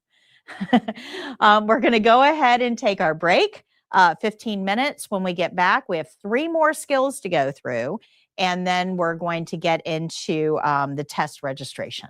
Okay? 26. Miss Patty, what do you use in your videos? That is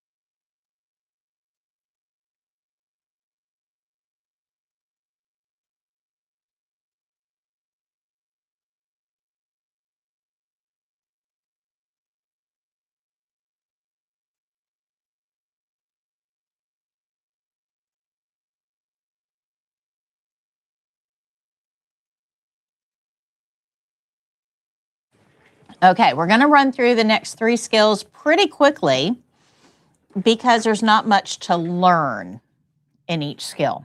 Okay, good. The first one that we're going to do is foot care. This is on page 118. Do you guys remember hand and nail care that we learned? Foot care is hand and nail care, but without the nails. So remember with hand and nail care, how we soaked the hand, took it out and put it on a towel to wash, put it back in the basin to rinse, took it out and put it on a towel to dry. Then we moved to the nails. We cleaned them. We filed them. You guys remember that? We're going to do the same thing with foot care, but we're not going to do anything with the nails. So foot care is as simple as putting the foot in the basin to soak, taking it out to wash, putting it in to rinse, taking it out to dry, and applying lotion. There's really not much to it, and we already know the steps involved and why we do each step. What makes this a little bit different is why we're doing the skill. So for hand and nail care, we were doing it to keep the nails at a manageable length so we never have to trim them. For foot care, we're not doing anything with nails, so that can't be the reason we're doing it. The reason we're doing foot care is to look at the foot, because in most cases, feet are going to be covered by socks and shoes. So there could be an issue going on with that foot that nobody is aware of because nobody is looking at the feet. They're always covered. Make sense? So inspection is the reason for foot care, the reason you're there, why you're doing it. Questions so far? So there's not much to learn here. There's a lot of principles involved, yes. We're going to follow the care plan. We're going to do our opening. We do need gloves for this skill because there's a maybe. Remember, the whole reason we're doing foot care is to look. We don't know if there's a wound or a sore or something needs to be addressed. There's an unknown there. Because there's an unknown, we need gloves. Make sense? Okay. We are going to use a barrier for this skill, but this time we're going to put the barrier on the floor because that's where we're going to be working. Well, you can't ask your patient to put their foot up here. So not too many people are that flexible. So we're going to put the barrier on the floor, and we're actually going to be working on the floor here. Now, in my dream world, we would have little podiatry stools that we could, sit on and roll around. And we don't have that for the test. That means for this skill, you're actually going to have to get on the floor. You can put a barrier on the floor to kneel on if you want to, because we know the floor isn't necessarily clean. If you want to kneel on a barrier, that's fine. If you want to kneel on a towel because you got bad knees, that's fine too. But you do have to get on the floor for this skill. Okay, good. None of that is graded. You don't have to use a barrier to kneel on the floor because we assume your scrubs are going to be dirty during during your shift anyway. Make sense? Good. All right. Linen rules are going to apply. Same linen rules we are always using. Don't let the linens touch your uniform. Don't shake or snap don't put anything on the floor. All those rules still apply. We know those rules. Washing rules apply. I'm going to get water and check it. I'm going to have my patient check it. It should feel warm, not hot. No soap in the basin. All those rules are going to apply. We're going to clean the basin the way we clean everything else. Rinse it, dry it, store it. That's all you need to do.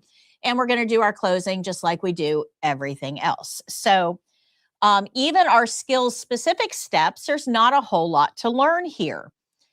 Page 119 has our step-by-step instructions. The care plan's at the top of the page. The supplies are at the bottom of the page. And yes, you do need to learn your supplies. So for this skill, you're going to need a barrier on the floor. You'll need a basin to hold your water. You're going to need soap and lotion to clean.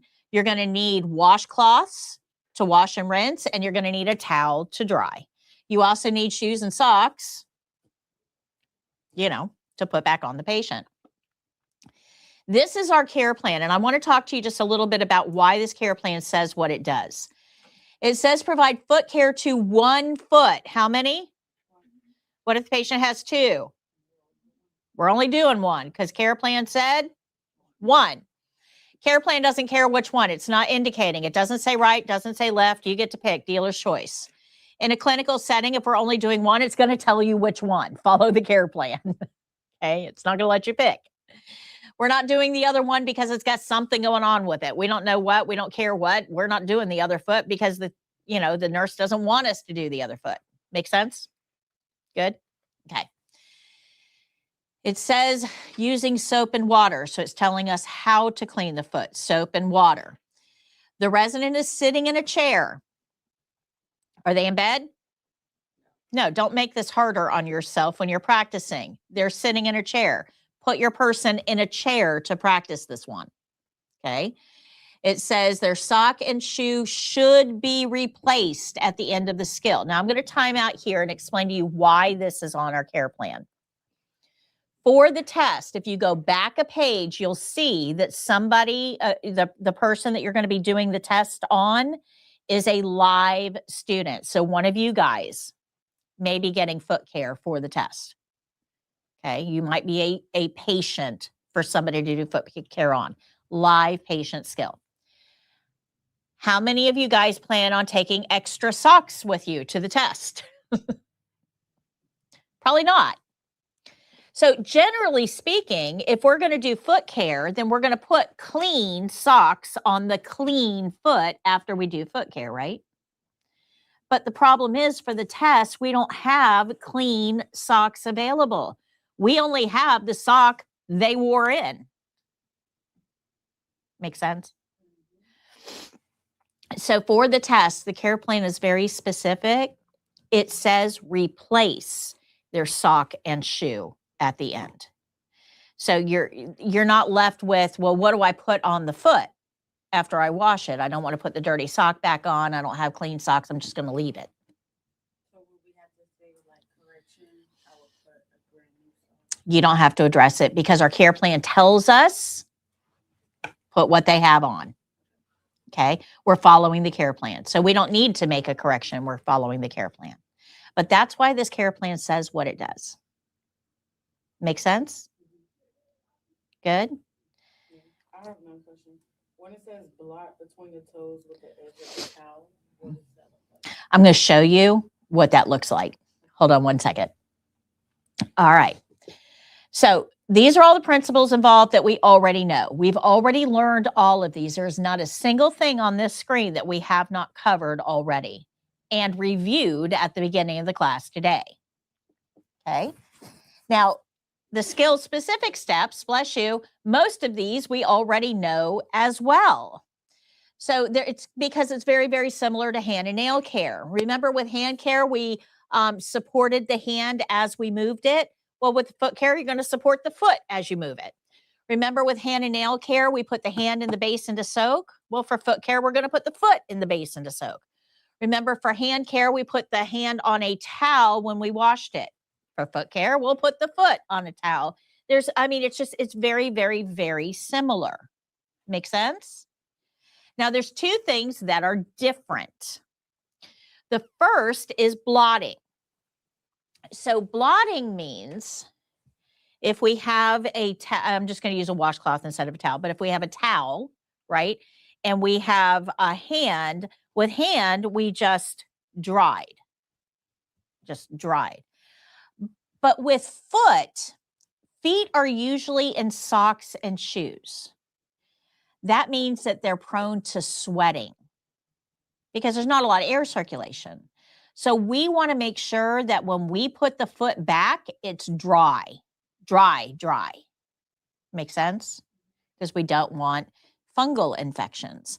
So with feet, and I'm just going to do this for toes just so you can see. For feet, I want to make sure I'm getting in between each one of those toes really well. So to do that, if I just take my towel and do this, it's probably not going to dry inside in between the toes.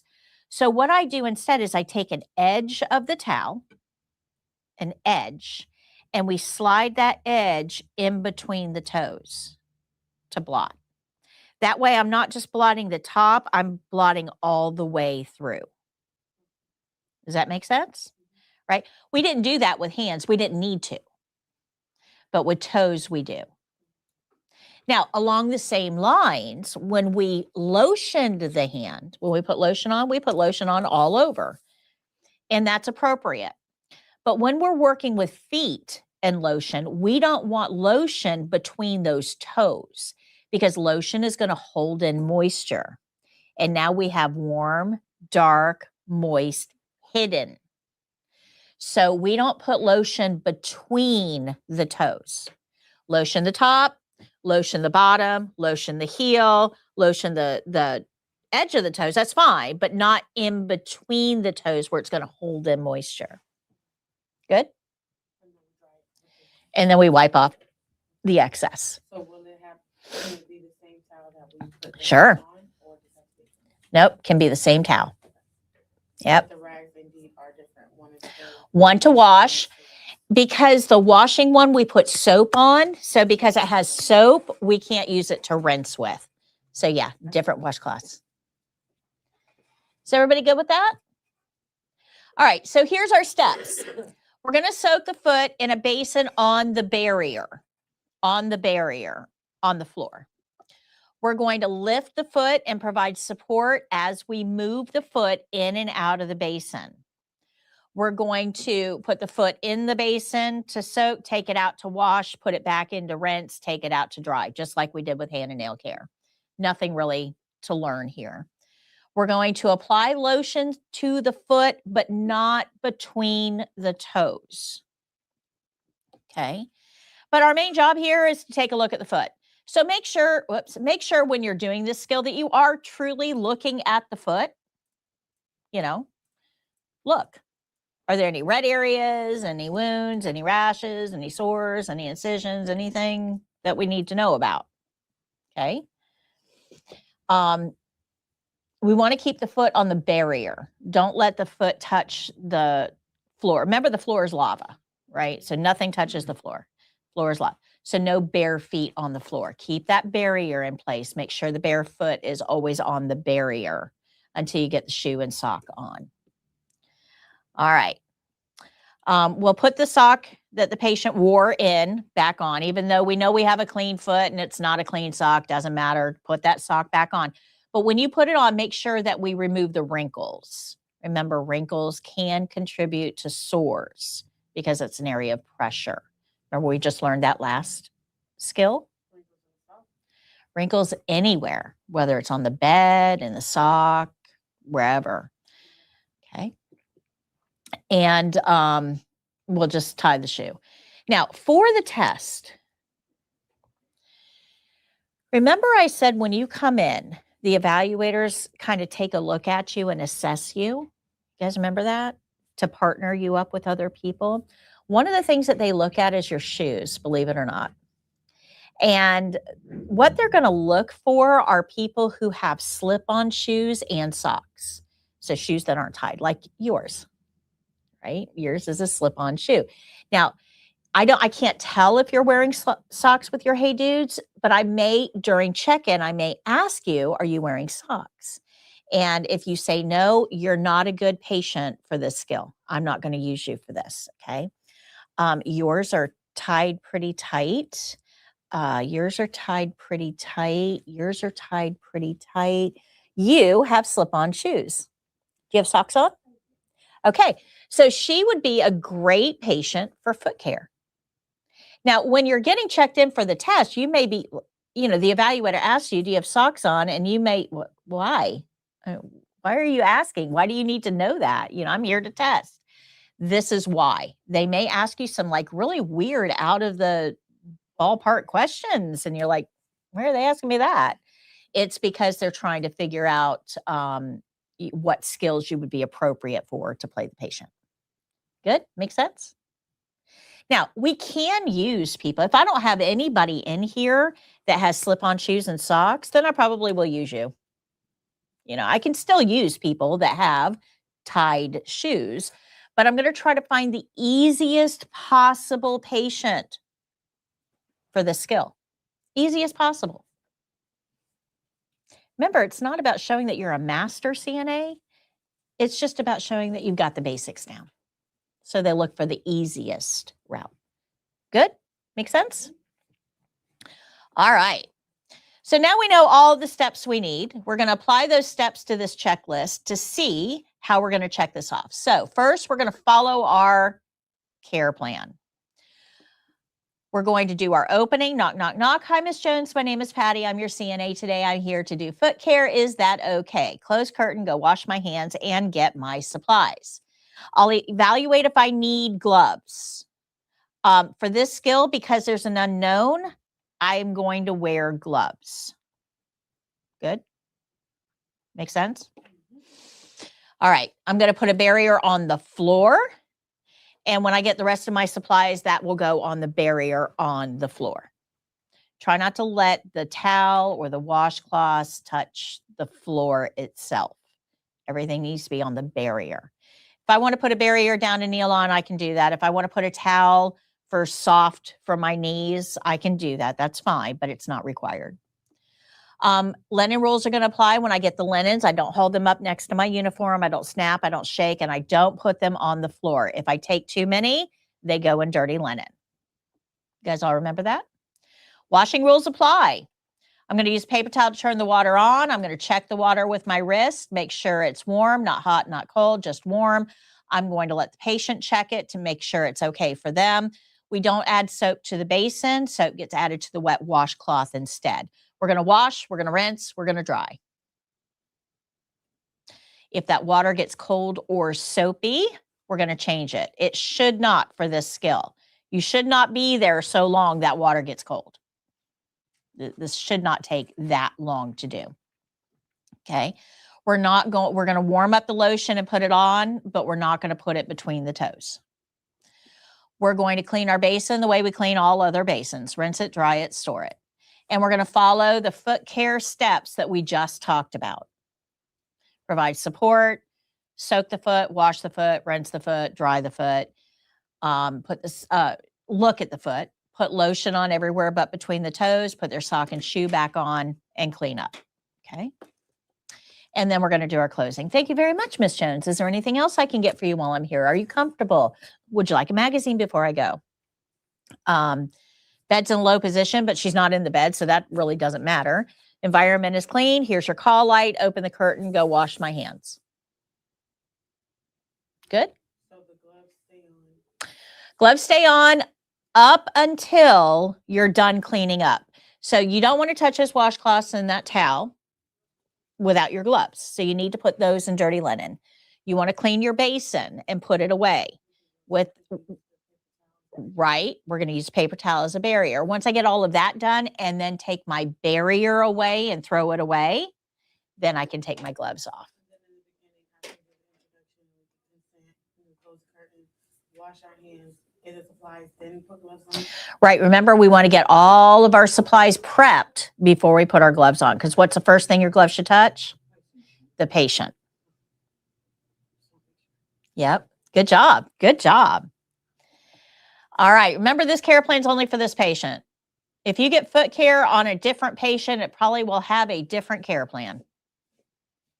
Now, a question I get asked a lot is, what if the care plan tells us to do foot care on both feet, which is probably more normal than one foot? What do we do? Do we do them both at the same time? Do we do one at a time? It depends on how big your patient's feet are. If your patient has small feet and they'll both fit in this basin at the same time, then do them both together. Put both of the feet in there, take one out, wash it, take the other out, wash it, put them both in to rinse, take them out and dry them. I mean, if they'll fit. But if you're working on somebody with size 15 gunboats, you're going to have a hard time getting one foot in this basin kind of sideways. Okay, diagonal. You're definitely not going to be able to fit two in. Use your judgment. As long as you're working quickly and you get one washed and rinsed and can get the other one in there washed and rinsed before that water gets cold, do that. If you are washing, rinsing, drying, inspecting, and lotioning before you get to the other foot, this water might be a little cold. You might have to change it out. Make sense? Okay. But if you can get them both in at the same time, do them both. Perfectly okay. unless one of them has a wound. If one of them has a wound or a rash or a sore or an incision, then we don't want to wash them both at the same time. Right? Make sense? Where would we go for that information?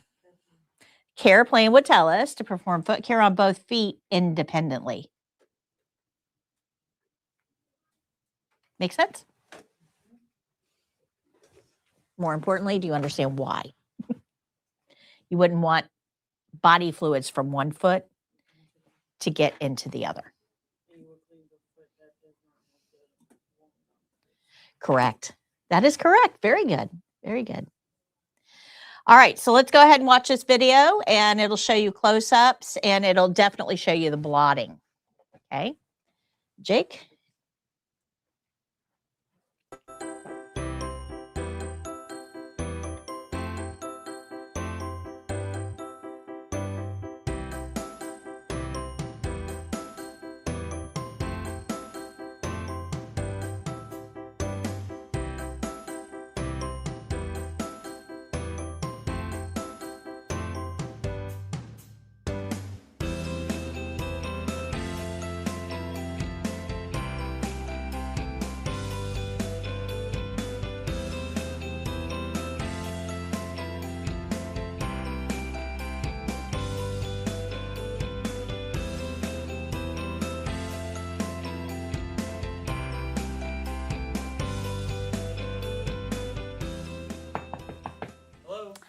Hello, good afternoon, Mr. Jones. My name is Patty, and I'm your CNA today. How are you? I'm well. How are you? Fantastic. I'd like to perform foot care on your right foot per the care plan. Is that okay? Yes. Let me close your privacy curtain, wash my hands, and get my supplies, and I'll be right back.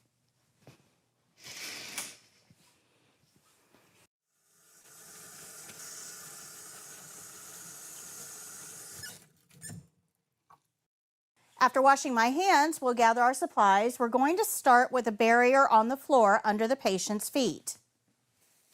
So we'll spread the barrier out. And can you move your left foot to the side, please? Thank you. I'm just going to place this barrier on the floor. If you can lift your foot. Thank you very much. And we'll move that shoe out of the way. We'll also need a basin, soap, and lotion.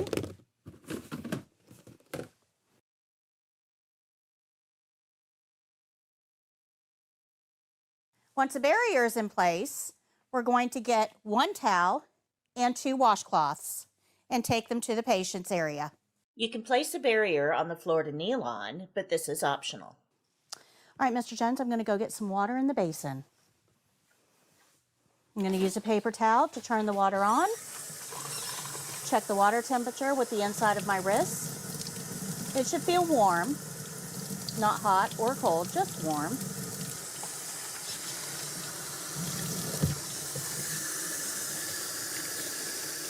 And we'll fill the basin about 1/4 of the way full. And then throw the paper towel away. Mr. Jones, would you like to check the water temperature? Oh, that's beautiful. Very good. I'm going to set this down. For this skill, I need 1 set of gloves.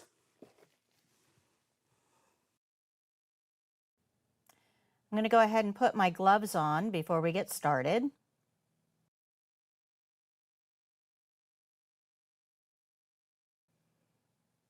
And then I can take your sock off. We're just going to lift your foot and remove your sock. We'll set your sock to the side, being careful not to overextend, and place your foot into the basin. After your foot has soaked for a few moments, I'll place the washcloths in the basin and rinse your foot, and then lift the foot out and place it on the towel, wringing out one of the washcloths and applying soap. We'll apply soap to the top leaf and then wash all surfaces with short, soft strokes or a patting motion. We're going to wash down each one of the toes and then get in between the toes. And then gently we'll lift the foot with support and inspect the bottom of the foot while we wash all areas from top to bottom.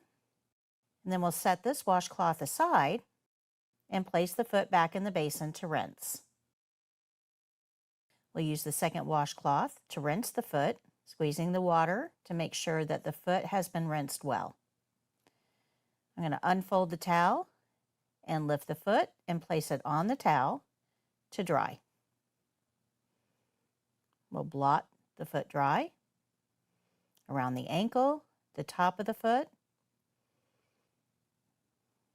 the heel of the foot, and then we'll lift the foot gently to dry the bottom.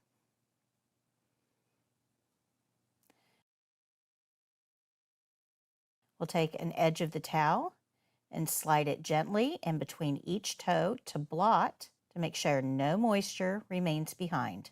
Now that the foot is dry, we'll get some lotion, warm it up in our hands, and then apply it to all areas of the foot except between the toes. So the top of the foot, the heel of the foot, and the sole of the foot, but not between the toes. And then we'll wipe off the excess lotion. The care plan has told us to replace the patient's sock. So once the lotion has been removed, I'll take the sock, make sure it's right side out, and scrunch it all the way up to the toe seam. We'll put the sock over the foot, making sure the toe seam lines up across the toes, and then we'll secure the sock over the heel, minimizing wrinkles and making sure the sock fits appropriately. And then we can gather our dirty linens and place them in the soiled linen hamper. So we'll place our soiled linens in the soiled linen hamper. Now we can clean our basin. I'll bring the basin to the sink. We will dispose of the water in the sink, rinse the basin, and then dispose of the rinse water in the sink as well. I'm going to set the basin down, disinfect it per facility policy, and then use a paper towel to pick it up. We'll dry the inside with a paper towel. Throw that paper towel away. Dry the outside with a paper towel and throw that paper towel away. And then get one more for the drawer. After cleaning the basin, we'll use the paper towel to pick up the soap and the lotion and return the basin to storage. We're going to put our supplies away by opening the drawer with a paper towel. We're going to put the basin, soap, and lotion in the drawer, close the drawer with a paper towel, and then we'll throw the paper towels away. And then we'll remove our gloves, being careful not to contaminate our hands. So now I'm going to gather the barrier, and we'll throw this away, and I'll help you put your shoe back on.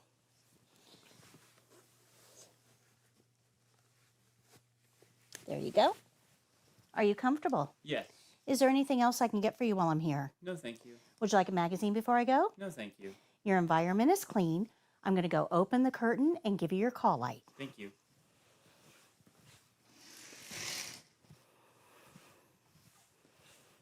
Okay, Mr. Jones, here's your call light. If you should need anything at all, just press that red button. I'll be happy to come back and help you. Thank you. Is there anything else I can get for you before I wash my hands? No, thank you. Okay, have a great day. I'm going to go wash my hands.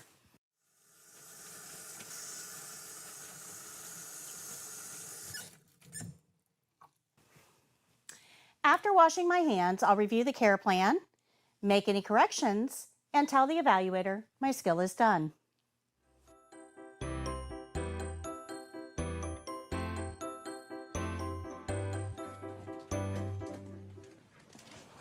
All right. Any questions on that one? Should you have given the call light to the patient before you open the curtains, or does that matter? Does not matter. The whole purpose of the call light is when I am out of the room. If I'm not physically in the room, they have to have a way of calling for help if they need it. So as long as they have the call light before you leave the room, it does not matter when you give it to them. Now, the curtain is unclean. We know that, but so is that call light. That call light, good morning or afternoon, almost afternoon. Hey, that call light is just as unclean because patients in bed will scratch what itches.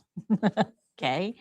So both of those areas are, so it doesn't matter which one you touch first. Okay. So this is in one of the, this is another one, this is like the third one I saw today. This is another group, a CNA group that's on Facebook, and somebody and I'm not going to tell you their name, but somebody posted this today, although I guess it is public, but somebody posted this today, just now, just now, and she's very upset because she failed 2 of the 5 skills. Now she's testing in Texas, but Texas uses Prometric, which is exactly what we use, exact same checklists, same processes, same everything. So I'm going to read to you the feedback, what she missed. And I want you guys to help me figure out what she did during the test that caused her to miss this checkpoint, okay? So let's dissect this failing response. Good? All right. So she had range of motion, left hip, knee, and ankle. Now, we haven't gone over that one yet, but we know enough about range of motion so far, right? So this is the checkpoint that she missed. Exercise only correct joints and only correct side when performing range of motion. So that did not get checked off. What do you think she did? She exercised the wrong side, or that's right. She either performed exercises that weren't indicated, or worked on the wrong joints, or worked on the wrong side of the body.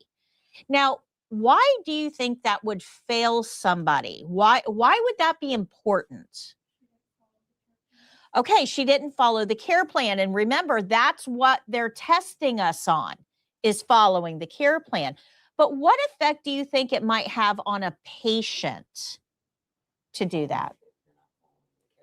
You might exercise something that's perfectly okay. So now the side that's not isn't getting work, and it's just going to continue to dilapidate. All right, very good. They're not getting the care they need to get to prevent further injury. Is it also possible that maybe we're working on an area that should not be moved for whatever reason that could cause injury? So either the patient is being actively injured through what we're doing, or the patient is not getting care that could prevent future injury. So it's not just a matter of, I forgot a step and they failed me. Right? Because when they're grading you, their focus isn't on you and your steps. Who is their focus on? The patient. What effect does this have on the patient? Does that make sense? Okay. And that's all that they missed on range of motion. They got all the other checkpoints for range of motion. They missed that one thing and it failed them. I wonder if it was also maybe she couldn't tell right from left. It could be. Because if you look at me or I'm looking at you and they're like, Tiana, go do Miss Patty's left shoulder. Well, this is my left side, but you're not. But this is my left side. That's correct. So you really do have to know right and left as it pertains to the patient. Yep, very good point. Okay, the next thing that they missed is a skill that we're about to learn in just a few minutes: measure and record respirations. Okay. Now, this one, even though they missed this checkpoint, they still passed the skill. So range of motion, that one checkpoint failed that skill. This one, respirations, missing the one checkpoint, did not fail them, but they did get a deficiency. So this is their deficiency: record the resident's respiration rate on measurement form within 2 breaths per minute of the nurse's measurement. So they did not either record it or they weren't accurate when they recorded it. Accurate on their measurement. Does that make sense? So that didn't fail them. But what effect do you think it would have on the patient if we measured something and didn't record it? Yeah, so this isn't busy work. They're not just giving you something to do to keep you busy. We're asking you to take respirations because we need that information to do something else, to make a medication decision, to evaluate treatment, to figure out if the patient is doing okay, indicate a problem, right? There's a reason we're asking you to take respirations. If you didn't write it down, nobody knows what the respirations were, and therefore we're not able to act on it. Make sense? Now, what do you think? What is the effect on the patient if we're not accurate in our measurement? If we did write it down, but it's totally wrong. Sure, we might make medication decisions on that. We might miss something that's happening with the patient because we don't have the right information. So again, it's not that I missed a checkpoint. It's what effect did that miss have on the patient? Make sense? You starting to kind of click those two things together? All right. And then the last 3 checkpoints all had to do with dressing a resident, which we have learned already. So let's look at these 3 checkpoints. So the first one she missed is include resident in decision-making about clothing to wear. So yeah, she didn't ask the patient. What effect do you think that has on the patient? Say that louder. They feel like they don't have any control. Do you think that might affect somebody psychologically? Yeah. So even though it seems like a really minor checkpoint, oh, I just forgot to ask them what they wanted to wear. It's a mannequin. I was nervous. It's not about you.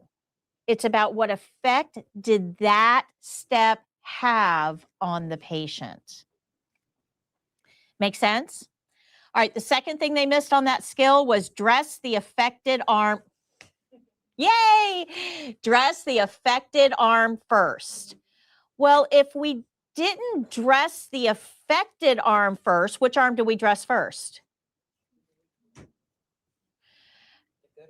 The stronger arm, which means the affected arm or weaker arm now has to move. What effect does that have on the patient? Could cause injury. It could be painful. Wait, so she dressed the weak arm first? No, she dressed the strong arm first. Yeah. Yeah, and that could cause injury or pain to the patient. And then the last thing that they missed on that skill was apply clothing correctly, like the front of the shirt in front, adjust clothing for comfort, neatness, alignment, and close fasteners. So what do you think that means? Yeah, so was our patient all put together after?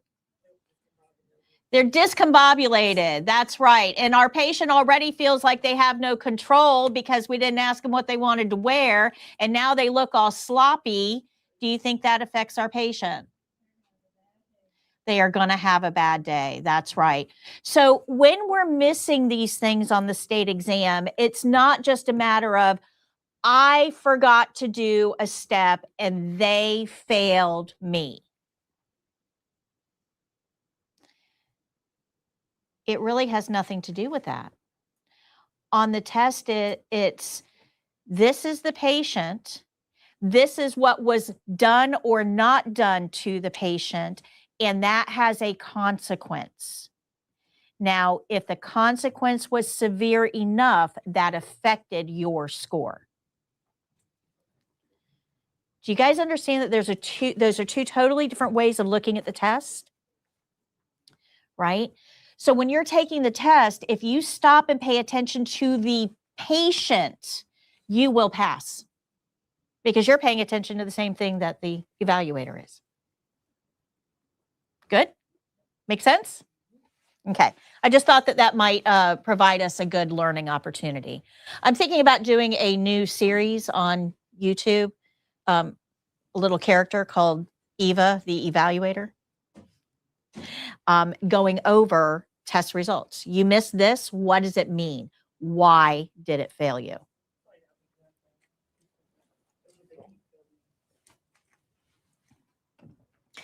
Yeah. All right, let's move on. We are going to learn mouth care. Anybody here brush their teeth this month? Anybody familiar? Okay. Nothing to teach you on this one, guys. You know how to brush teeth. This isn't a hard skill. You've got this down. What makes this skill a little more complex is the fact that we're doing it on somebody else and that somebody is laying down in bed. Do you think that's a safe position? No. So a big part of this skill is making sure that the patient is sitting up before we brush their teeth. Sound fair? Because if we kill our patient during the test, do you think we're going to pass? Probably not. All right. So there's really not a whole lot here to learn. We already know the principles involved in this. And for the most part, we're going to know most of the skill-specific steps as well. But if we look at page 93, at the top of the page, we have our care plan. We have step-by-step instructions. And at the bottom of the page, we have our supplies. This is our care plan. A resident with natural teeth, that means they have their own teeth, is lying in bed and needs mouth care. The resident is not able to provide their own mouth care. Now, I'm going to tell you, in a real world, if somebody can brush their own teeth, they're going to, because it's awfully awkward once you're an adult to have somebody else in your mouth brushing your teeth. It's just really high on your, I don't want to do this meter, right? So if somebody is physically able to hold a toothbrush and do this, they're going to brush their own teeth. You might have to get everything ready and clean up. That's fine, but they will do the brushing. If they can't, though, and we are assigned to do mouth care, we've got to do a good job. Make sense? Sound good? All right. So it says that they have natural teeth, their own teeth. We have another skill we're going to learn next week on denture care, how to help somebody with dentures. That's not this patient. This patient has their own teeth. Good? All right. So these are the principles. We already know all of these. We know how to follow the care plan. We know how to do the opening. We know how to evaluate if we need gloves, which we do. Saliva is a body fluid. We know to use a barrier. We know linen rules. We know basin cleaning. We know the closing. There's nothing new to teach you. Rinse and repeat, recycle. We know these. As far as the skill-specific steps, you know most of these too, just by your own daily routines. But we're going to go over them because now we have to apply them to another body that's not ours. So the first step is make sure the patient is sitting up, right? Get them in a sitting position. Now, this is going to really trip some of you up, though, because the test does not grade you on infection control like I do. I have told you that we have to have clean hands to touch our patient with, right? Can't touch your patient without clean hands. We know that. We also know those bed controllers are not necessarily clean. So we got to figure out when we're going to do this, when we're going to put the bed up and not violate those two rules. So this can get a little tricky, can't it? So if you want to put the head of the bed up during the opening before you go wash your hands, you can do that. That's okay. It's okay. Touch the bed control, put the head of the bed up before you wash your hands. Perfectly okay. Before you close the curtain, before you do it, perfectly okay. But there's a part of this that we haven't talked about.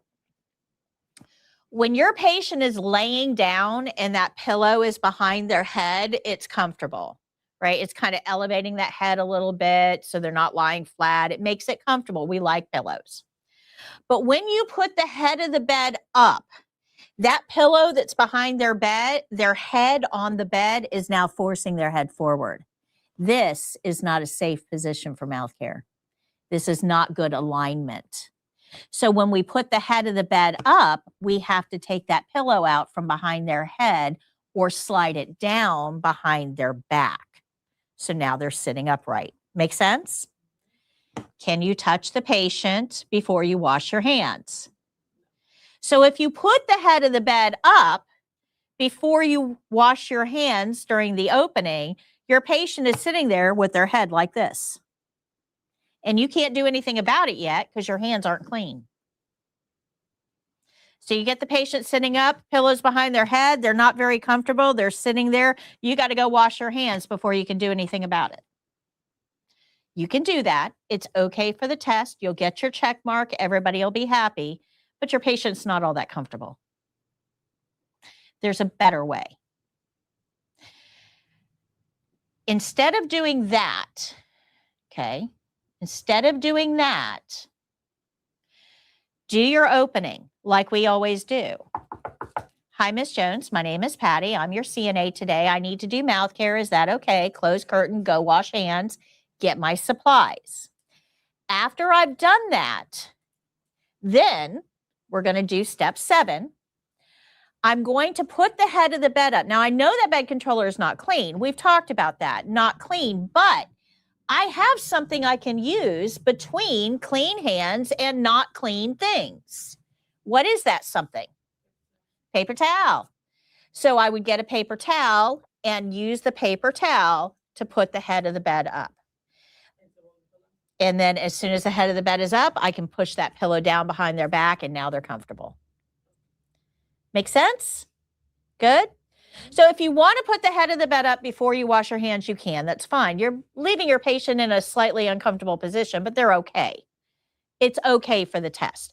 I prefer this method because it addresses their comfort. And that's after you wash. So do your opening, knock, knock, knock. Hi, Miss Jones. My name is Patty. I'm your CNA today. I'm here to do mouth care. Is that okay? Close curtain, wash hands, and then put the head of the bed up with a paper towel. Slide the pillow down, and we're not touching the patient with unclean hands because we just washed. Then get your supplies. Good? So that's why the order is what it is on this page. Okay? Good? All right. We're going to protect their clothing. When you are washing your teeth, when you are brushing your teeth, you're probably standing over a sink at home. And you're probably leaning a little bit forward over that sink. Because if you just stand straight up and brush, all of that foamy mess is going to go right down on your clothing. And you're probably going to get all messy and icky and whatever. So you probably lean over a sink while you're brushing your teeth. So all of that foamy mess goes into the sink. Well, the problem is our patient is stuck in bed. They're not over a sink. They're not leaning forward. They're somewhat upright because we put that pillow behind their back, but they're not, they're going to get a foamy mess. So we want to cover their clothing with a towel so that any foamy stuff that drips down doesn't get on their clothing. Nobody wants to walk around with toothpaste on them, right? Okay. We're going to wet our toothbrush before we put the toothpaste on it. Remember we were talking about hand washing and I said you had to wet your hands before you applied soap? So the soap spread around. You guys remember that? Okay, same principle. We're going to wet the toothbrush before we put toothpaste on it so that when we start brushing, it spreads around. If you put toothpaste on a dry toothbrush, it tends to clump. It doesn't spread easily. Good? So wet your toothbrush, put toothpaste on it. And you're going to see in the video that I do all of that without gloves. So I get a paper towel, I put the head of the bed up, I slide the pillow down, I get my barrier, I get my supplies, I put everything on the table. I put my toothbrush in water, I put my toothpaste on it. I set it in the basin just to have a place to put it until I'm ready. I put the towel on the chest, I do all of that. And then I put my gloves on because what's the first thing my gloves should touch? The patient. So I'm going to do all my prep work first. And then I'm going to get my gloves on. And now I'm going to pick up that prepared toothbrush and I'm going to brush. Now, there's only one checkpoint for brushing. That's it. It says brush sides and biting surfaces of teeth and gum line with a gentle motion. Does it say anything about how long you have to brush for? No. Does it say anything about making sure you get the front and the back and the top and the bottom? No, it just says brush sides and biting surfaces of teeth. Doesn't even say all. Everybody focuses on the brushing part. It's one checkpoint and it's not even specific. That's not what they're grading us on here, guys. They're not grading us on the brushing.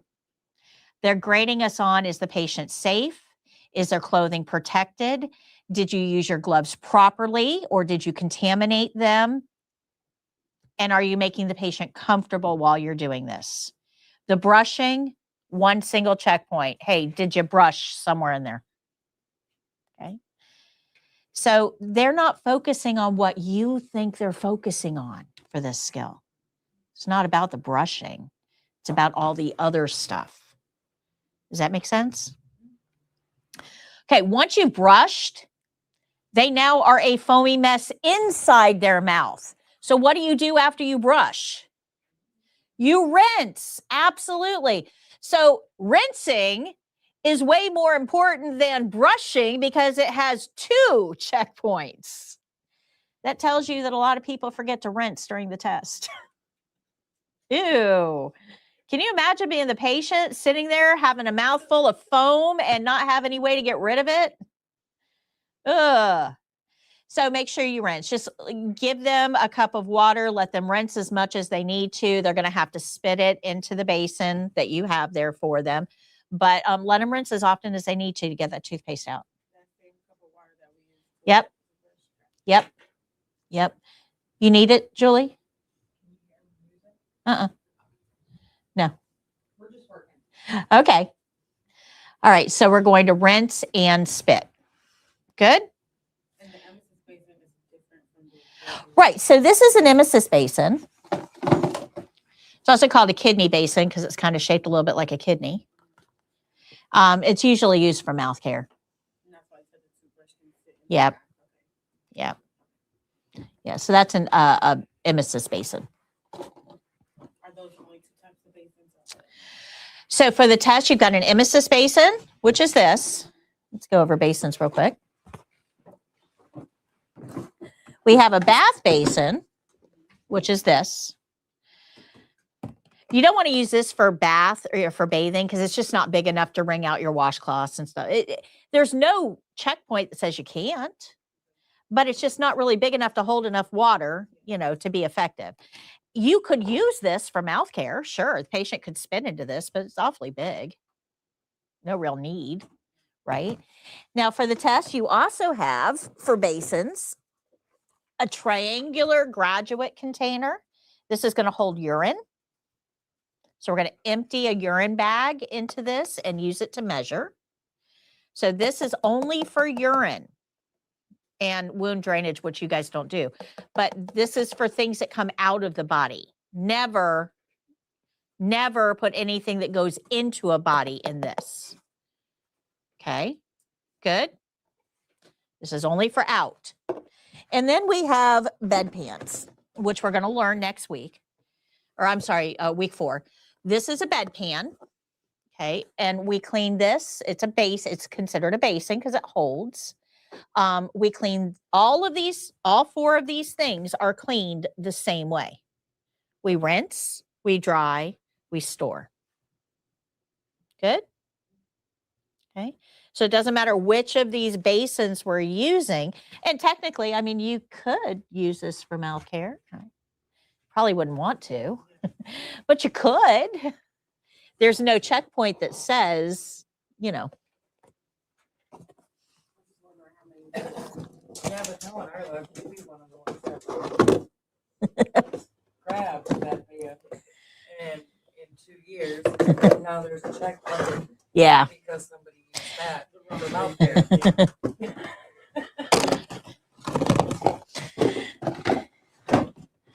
All right. So everybody good with that?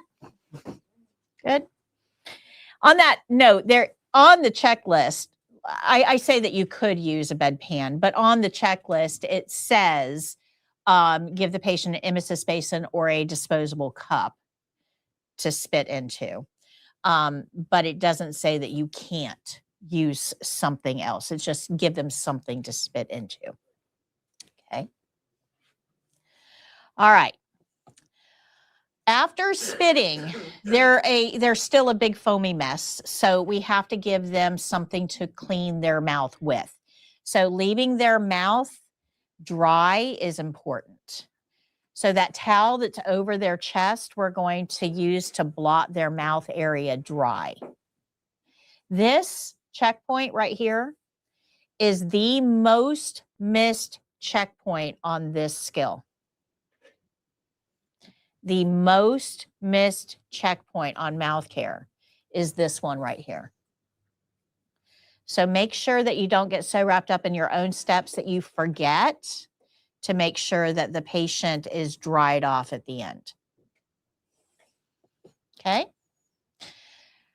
One of the most common questions I get is, am I going to have to provide mouth care on everybody? And the answer is no. If they can do their own, they're going to. Nobody wants you in their mouth if you don't have to be. It's just a little personal, a little weird, a little creepy. So if somebody can perform their own mouth care, they will. You're not going to be involved in that. We only perform mouth care on patients that the care plan tells us to perform mouth care on. Good? Questions? So we know all of the steps. Let's apply them to our checklist. We're going to follow our care plan.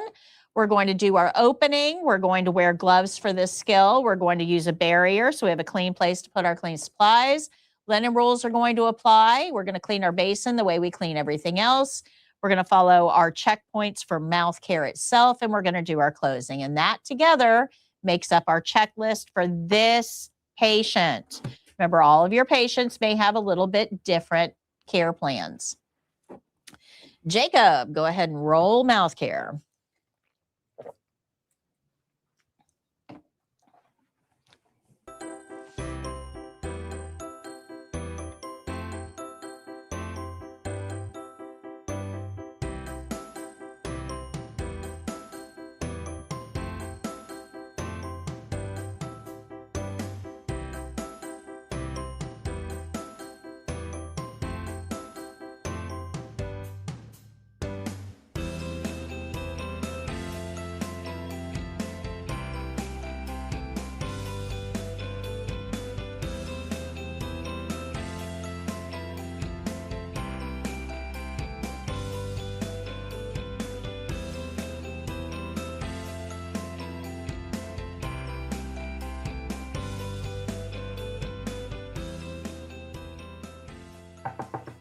Hello.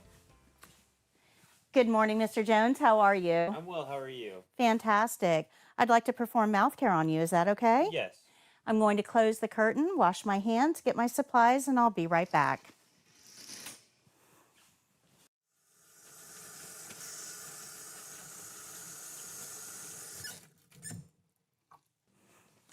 I'm going to use a paper towel as a barrier to put the head of the bed up, since my hands are clean and the bed controller is not.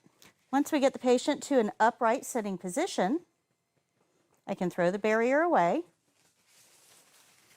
and then adjust the pillow so it's a little more behind his back rather than his head. There we go. Good? Yes. Okay, let me go get the rest of my supplies and I'll be right back. I'll gather my supplies.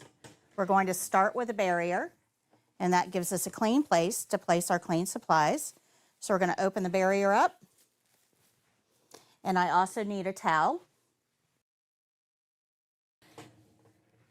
We're going to get an emesis basin, a toothbrush, toothpaste, and a cup of water.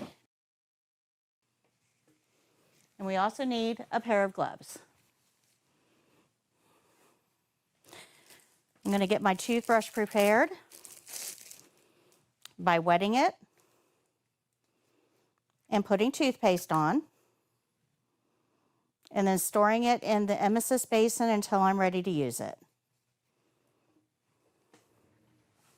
Mr. Jones, can I place this towel over your chest? Yes, please. Thank you. This is just going to help keep your clothing clean. I'll put my gloves on.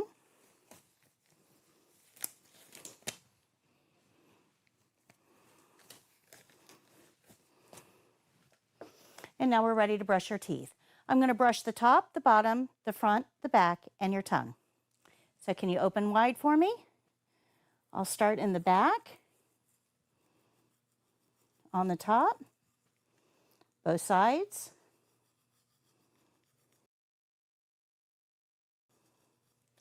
And then the bottom, both sides, the front, both top and bottom. And can you bring your teeth together? Thank you very much. And then stick your tongue out. Thank you. I'll set this aside, and now we can rinse. Go ahead and take a sip.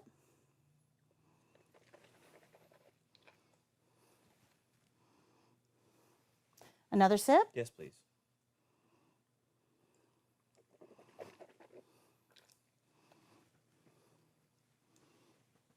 Okay.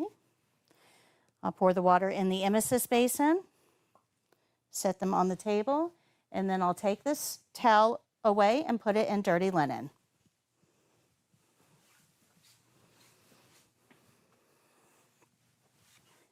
I'm going to go clean my basin.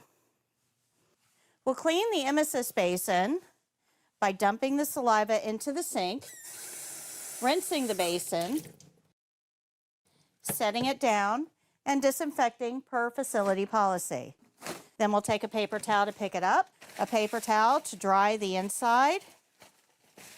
We'll throw that paper towel away. Paper towel to dry the outside, throw that paper towel away, and one for the drawer. Now I can return the basin to storage, putting the toothpaste in the basin and using a paper towel to open the drawer to store the basin back in it. We'll close the door with a paper towel and then throw those paper towels away. All of these disposables will be disposed of. I'm going to go throw this away. I'll be right back. Okay. Now I can remove my gloves.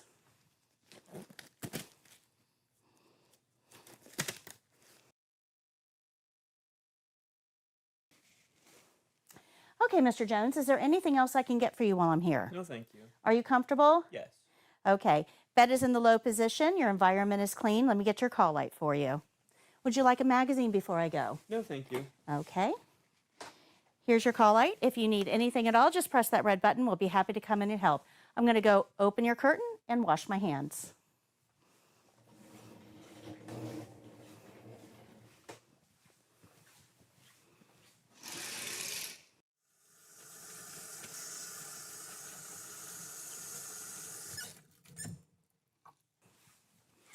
After washing my hands, I'll review the care plan, make any corrections, and then tell the evaluator my skill is done.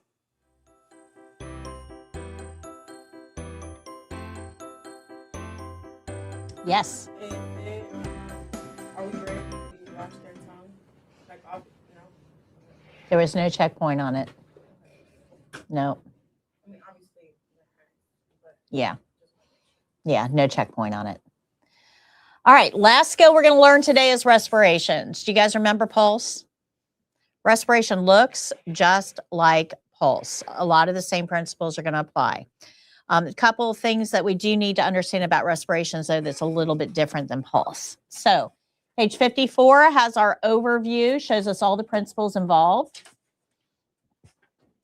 This is going to be a live patient skill. Page 55 has the care plan at the top, step-by-step instructions, and our supplies at the bottom. And this is our care plan. Says patient will be lying in bed for the skill, count the patient's respirations for 1 full minute and record your reading. So how long are we counting for? Why? Care plan says. So we're going to count respirations for 1 full minute. Respirations is the act of breathing. So we know all of these principles already. Let's look at the principles related to respiration specifically. And one of the first things that we need to know is you can't tell a patient you're counting their breathing. If I say I'm going to count your respirations, ready, set, go, you will either stop breathing, you'll hold your breath, or you'll start breathing fast because now you're anxious. You know somebody's watching you. So either way, we're not going to get an accurate reading. So for this skill, I don't say I'm going to take your respirations or I'm going to count your breathing. I say I'm going to take your vital signs.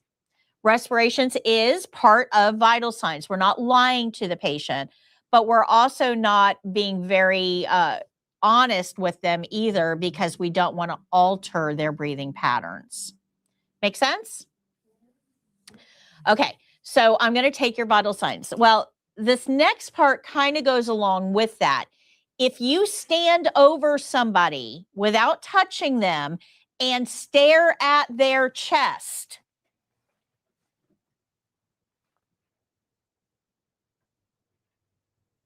how long are we counting for?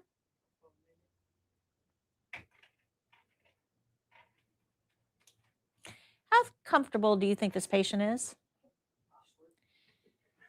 It's weird. What is going, and they'll, what are you doing? What's happening? What's going on? Why are you staring at it? They'll ask a million questions. And now you can't count their breathing because they're talking, right? It's just awkward. It's weird. It should not be done.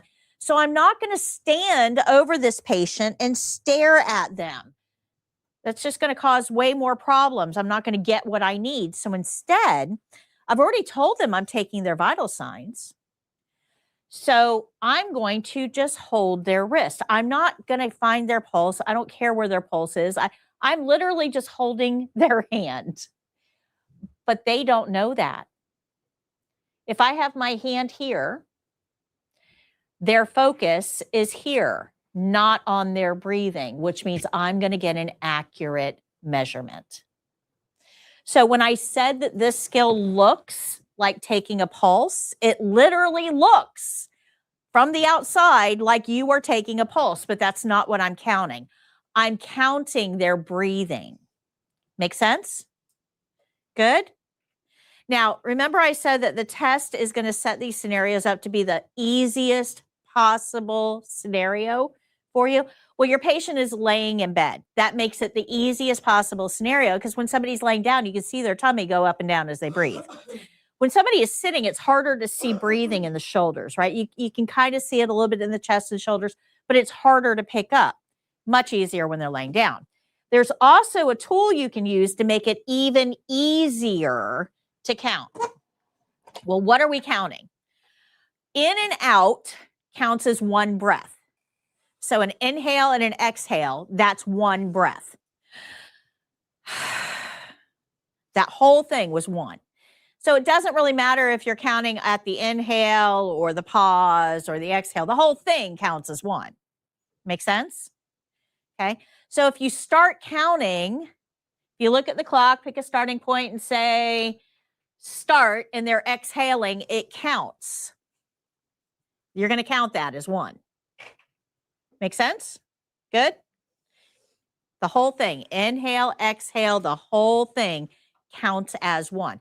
We're going to count how many times they do that in the minute. Good? Good? All right. Our care plan tells us to count for 1 full minute. That's what our care plan says. So we're going to count for 1 full minute because that's what the care plan told us to do. But in a clinical setting, we're probably not going to be counting respirations for 1 whole minute. That's a whole lot of time. Probably not. In a clinical setting, if the care plan does not say 1 full minute, we're going to count for 15 seconds and multiply that by 4 to get our full minute reading, just like we did with pulse. Make sense? Good. Normal values are between 12 and 20. Most people, when they're breathing, they breathe somewhere between 12 and 20 times a minute, routinely.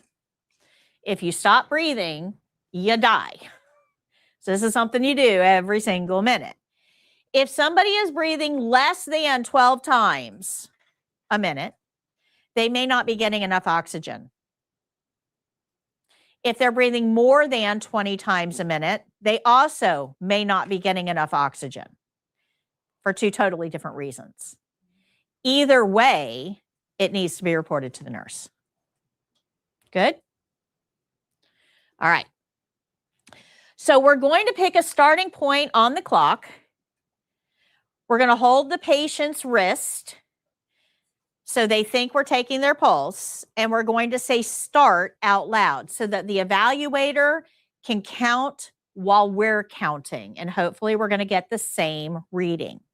Now, you don't have to get exactly the same reading. You can be off by 2 breaths in either direction.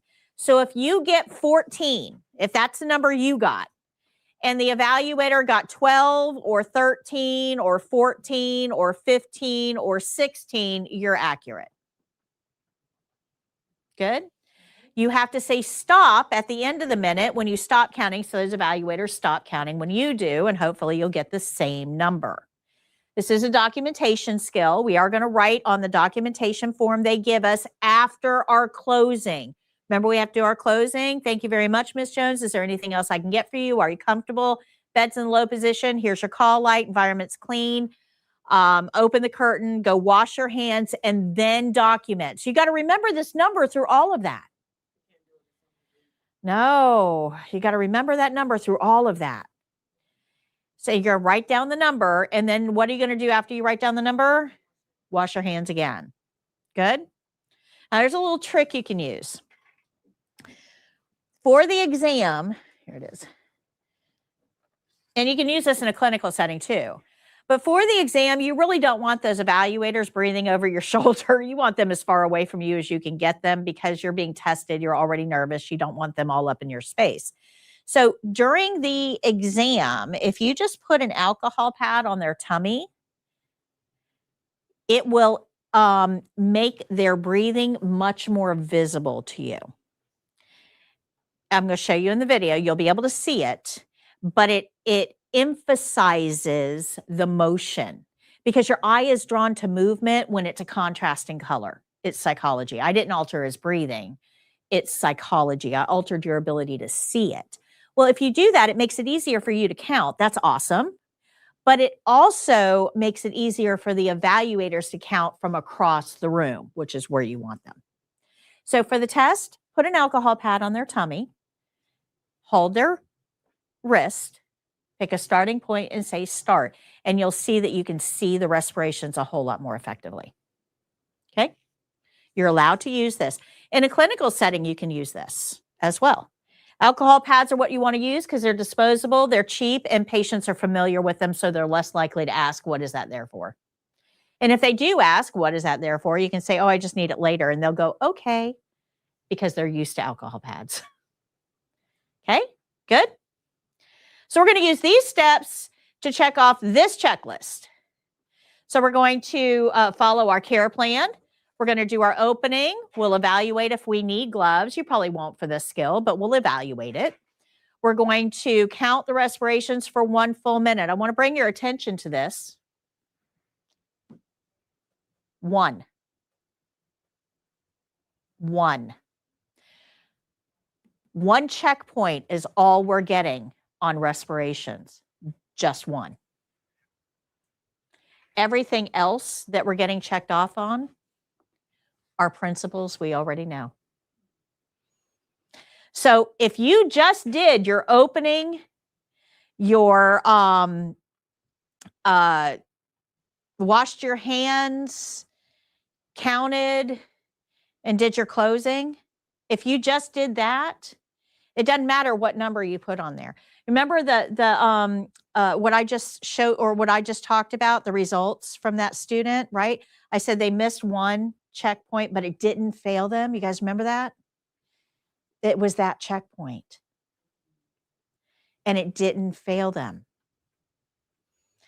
This is the easiest skill on the state exam. It has the fewest opportunities to fail. Okay? Good? Questions? This care plan is only for this patient, not for anybody else. Okay? All right, Jake, show respirations. And Jake is also, while this video is going, he is also going to be passing out the registration packets. We're going to go over that together in class for the rest of class.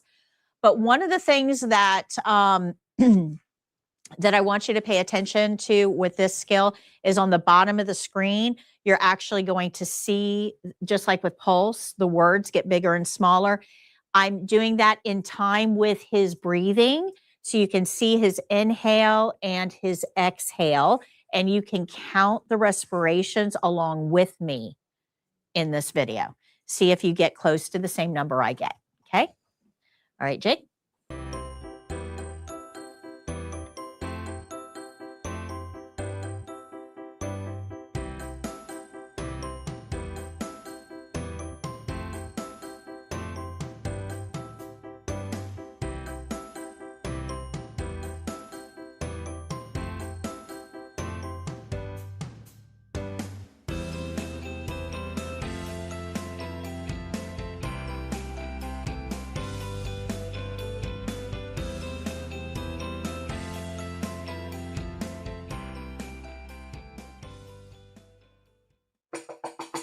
Hello. Hi, Mr. Jones. My name is Patty. I'm your CNA today. How are you? I'm well. How are you? Fantastic. I need to get your vital signs. Is that okay? Yes. I'm going to close your curtain. Let me go wash my hands, and I'll be right back.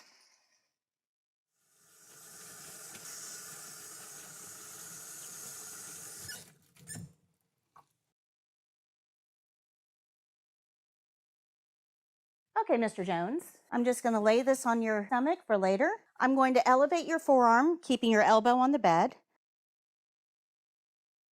And this will take me about a minute. I'll need you to remain quiet during that time, but I'll let you know as soon as I'm done, okay?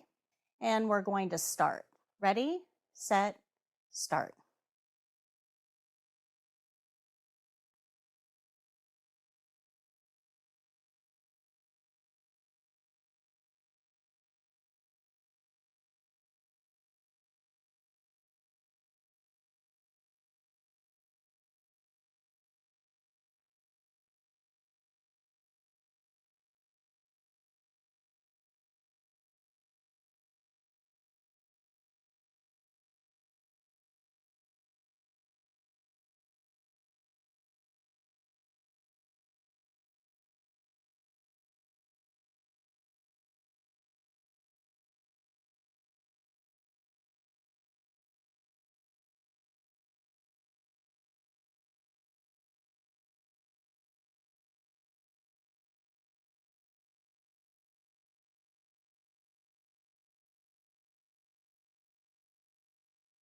Stop.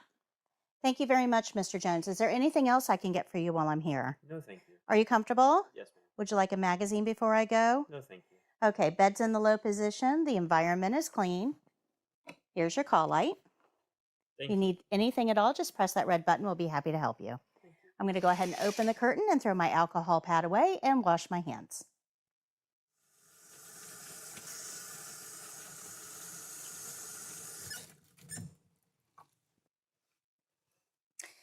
After washing my hands, I'm going to document on the sheet provided by the evaluator and then wash my hands again.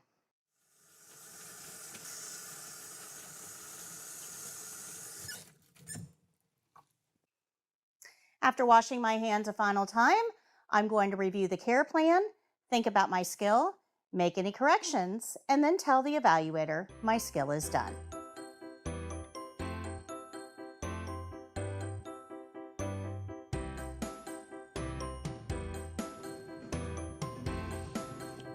All right. Any questions? Did you notice that his respirations at the very beginning were faster and then they kind of slowed down a little bit? That's because he knew I was counting his respirations, and that causes him a little bit of anxiety. And that means his respirations speed up. Do you know who else might be anxious? The patient. That's right. So having a faster respiration rate for patients that are in a clinical setting is not unusual because they're probably anxious over what's happening to them. Okay, good, good. All right, so we are going to get into test registration now. Now, I have detailed instructions on my website. If you go to foryourcna.com, look under the testing tab. I have test registration instructions there. I have 2 presentations. One is a video.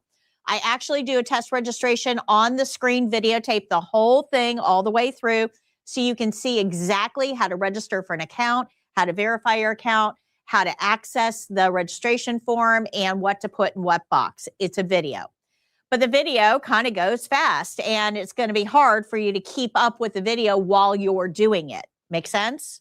So below the video, I have a slide presentation with screenshots from the video.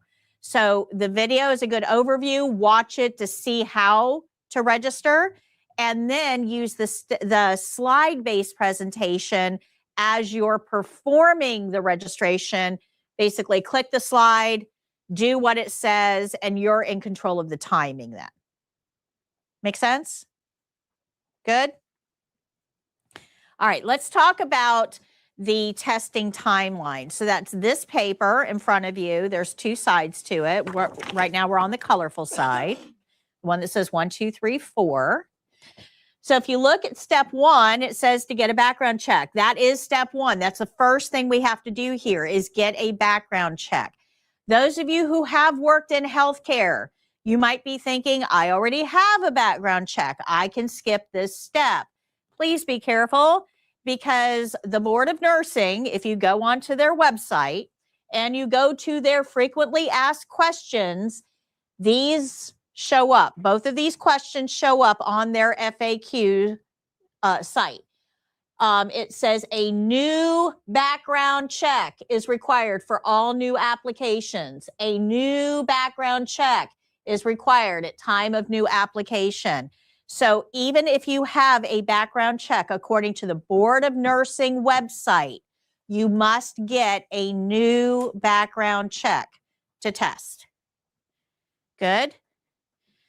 I get a lot of students arguing with me over that. I don't want to get a background check. I'm just telling you what they say. Okay. Good. All right. So now, instead of being on the 1, 2, 3, 4 side, I want you to turn this over, and it's going to tell you how to get that background check. This is DTIS is who we recommend. You can go through other people. That's fine. There are a million places to get a background check. But you want to make sure that you're getting a level 2 background check with a photo, and it has to be electronic. So all 3 of those things all 3 of those criteria have to be met.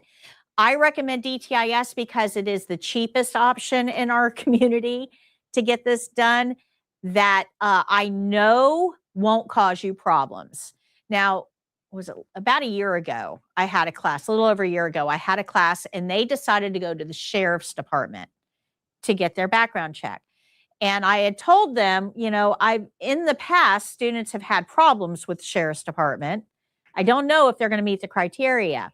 So I actually called the sheriff's department and said, can I send students to you for a level 2 background check for healthcare entry? And they said, yes, we do that. And it was cheaper. And I said, okay. So the students went. Every single student in that class, their test registration was delayed by 3 to 4 months. Now, the only variable that had changed was the fact that they went through the sheriff's department. So even though it may be a cheaper option, in our experience, now there may have been variables I wasn't aware of. I don't know. All I can tell you is what we experienced. The students that used the sheriff's department had a 3 to 4 month delay. So if testing soon is important to you, I would go through the company that I know works. Okay, good. All right. So this tells you exactly what to do step by step. You're going to create an account, register, validate. You're going to click on create an application, and you have to use this ORI code. This is very important. It's bolded. Use this ORI code, EDOH0380Z. And then you're going to fill out your demographic information, hit save. It tells you kind of what to do, and then it tells you to select an appointment date and time. If you fill out the online registration for a background check, you can usually get an appointment the next day. They're very, very quick. This one uses the UPS store at Barclay and Spring Hill Drive. That's where this one is. Okay, good. Questions? So that's how we're going to do a background check. When you go for your background check, they're going to take a photo, they're going to take a signature, and you'll do digital fingerprints. So no ink. But just remember, they are taking a photo. All right. So the process, I want to talk to you about the process here. And the reason we have to do the background check first before you do the application, very important. When you apply for the test, there's multiple people involved. It's not just you and the test. There's lots and lots of agencies involved in this process. So when you go get your level 2 background check done, when you use that ORI code that I just gave you, it sends your fingerprints and picture, it sends it to a very specific filing cabinet in the clearinghouse. Very specific filing cabinet. And then when you go register for the test, they look in that specific filing cabinet for your background check. That's why you need that ORI number, okay? So the process is this. You get your background check done, it goes to the clearinghouse. And then 24 hours later, you can apply for the test. When you apply for the test, they go to that clearinghouse. They pull open that drawer and look for your background check. If it's not in there, that whole process stops. Stops. So you want to get your background check done before you apply for the test. Everybody understand that? Okay. So we get our background check done. 24 hours later, we can apply for the test. We're applying with Prometric. That's who's going to administer the test. But Prometric is an agent or a company that was contracted by the Board of Nursing. So we have you who's testing. We have the background check company who's sending the background check to the clearinghouse. We have the Board of Nursing who's going to approve you. And we have Prometric that's handling the test itself. So you see all the players involved here? Okay. All right. So you apply. Prometric gets your background check, puts it together in a packet, and sends that packet to the Board of Nursing. And the Board of Nursing looks at your packet and decides whether you're okay to test. And they're going to look at a couple of different things here. So we did our background check and we completed our test registration. That's what we're going to talk about now is the actual how to register. But it's important that I explain this to you because when you register for the test, that goes to Prometric. But Prometric does not approve you for testing. The Board of Nursing has to do that. So this whole process takes a couple of weeks because Prometric gets your application and your background check, puts it all together in a packet, sends the packet to the Board of Nursing. The Board of Nursing looks to see, are you okay to test? Now, they're going to use some criteria for that we're going to get into in just a second with the test registration. Okay, good. Once the board of nursing says, yes, you can test, they send that back to Prometric. And Prometric, once the board of nursing says you can test, will assign you a test date. Now, they're going to keep in contact with you periodically through this process. First, they're going to say, we got your application. It's all complete. Good job. We found your background check. We're putting the packet together. When they send that packet to the board of nursing, they're going to tell you, hey, we sent it to the board of nursing. It's on them now. When the board of nursing sends it back to Prometric, Prometric's going to let you know, hey, we got your application back. You're good to test. And then when they assign you a test date, they're going to let you know, hey, everything's good. We got you a test date. Here you go. This is when you're going to test. Uh-oh.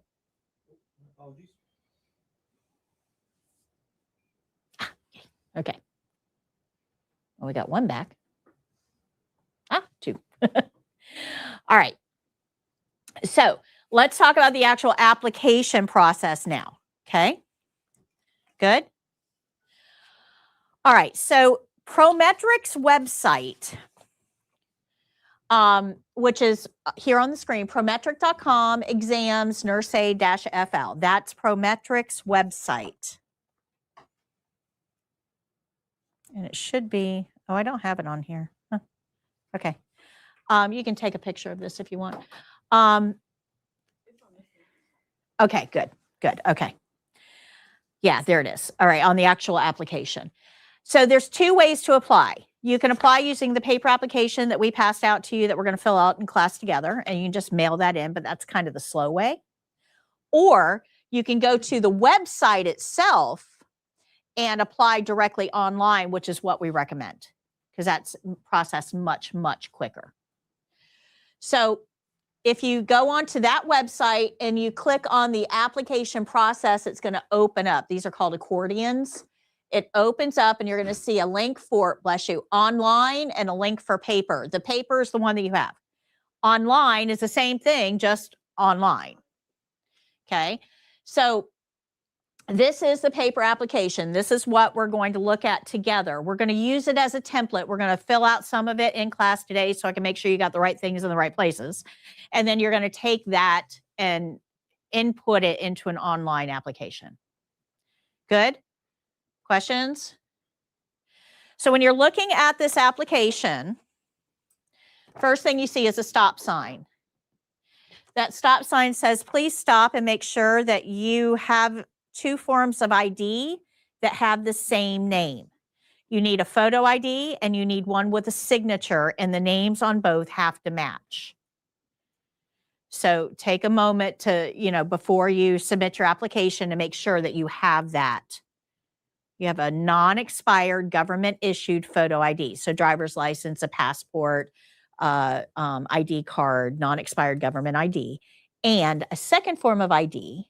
Doesn't have to have a photo, but it does have to have a signature. So a debit or credit card, your social security card, even a library card will work as long as the names match. Absolutely, social works. Below that, it's going to ask you if you need ADA accommodations. This is Americans with Disabilities Act. If you need a seeing eye dog during the test or a sign language interpreter, you would fill out that packet. Below that, we get into our demographic information, our candidate information, and the very first line there is asking if you've taken the CNA exam anytime since, in Florida, since 2002. So let's say that you got certified as a CNA way back in 2003, and then you let your license lapse because you didn't want to work as a CNA anymore. The CNA number you were assigned back then is going to be your number now. Your number stays with you for life. They just need to know if they need to go find it. Okay? That's what that is there for. All right.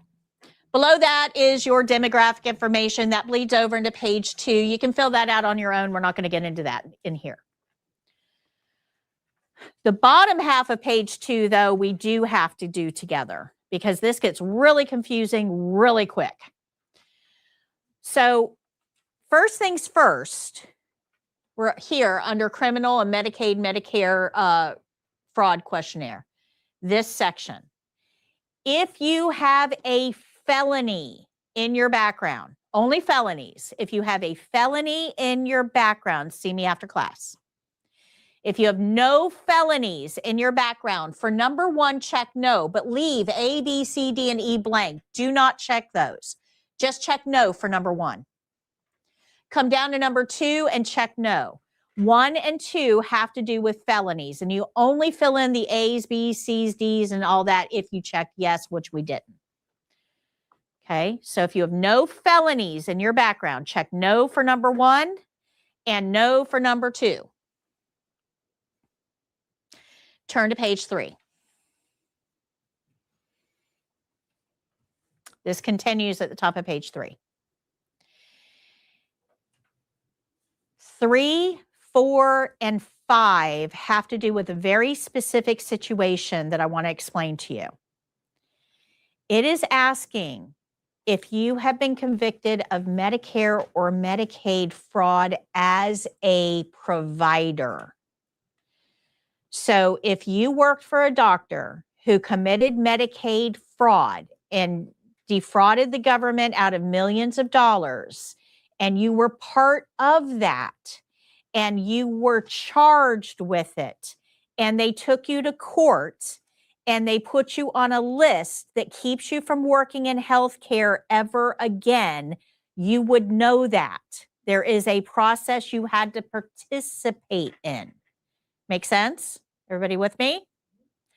If you were part of that process and you were convicted of Medicare or Medicaid fraud, then these 3 questions apply to you. If that does not apply to you, you're going to check no for 3, 4, and 5.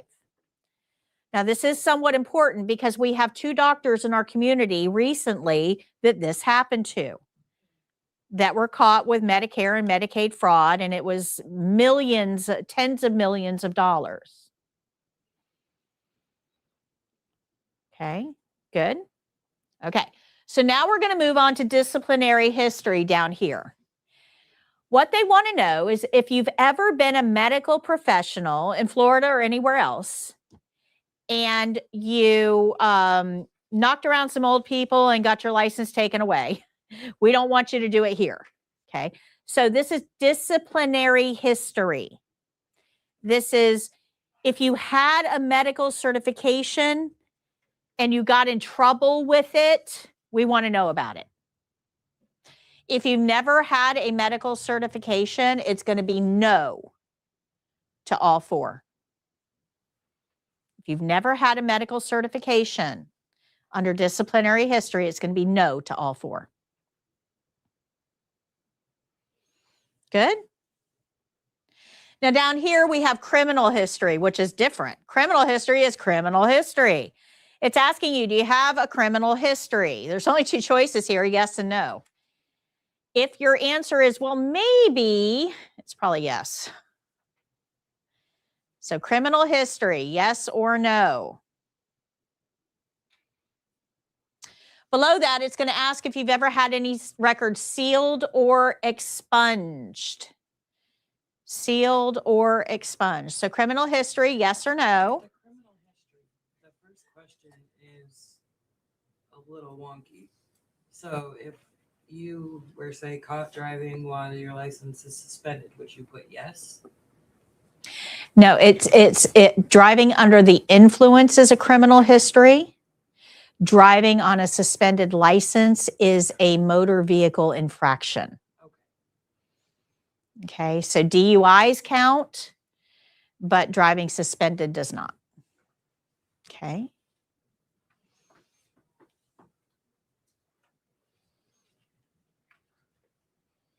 Good. The next question is, do you have any records sealed? So did you go to a lawyer and pay them money to make it all go away? The last question is, do you have a juvie record? You have a juvie record. We were all young and dumb. Not everybody got caught. All right, page number 4, I cannot help you with. You can read that on your own and answer those questions. I cannot help you with page 4. I'm not allowed. But at the bottom of page 4, it does ask for your social security number. Fill that out at home. Nobody here needs to see it. Go to page 5. At the top of page 5, we have a certification route eligibility. I've already checked this off for you. Everybody here is registering under E3 Challenger. Do not select anything else when you're registering for the test.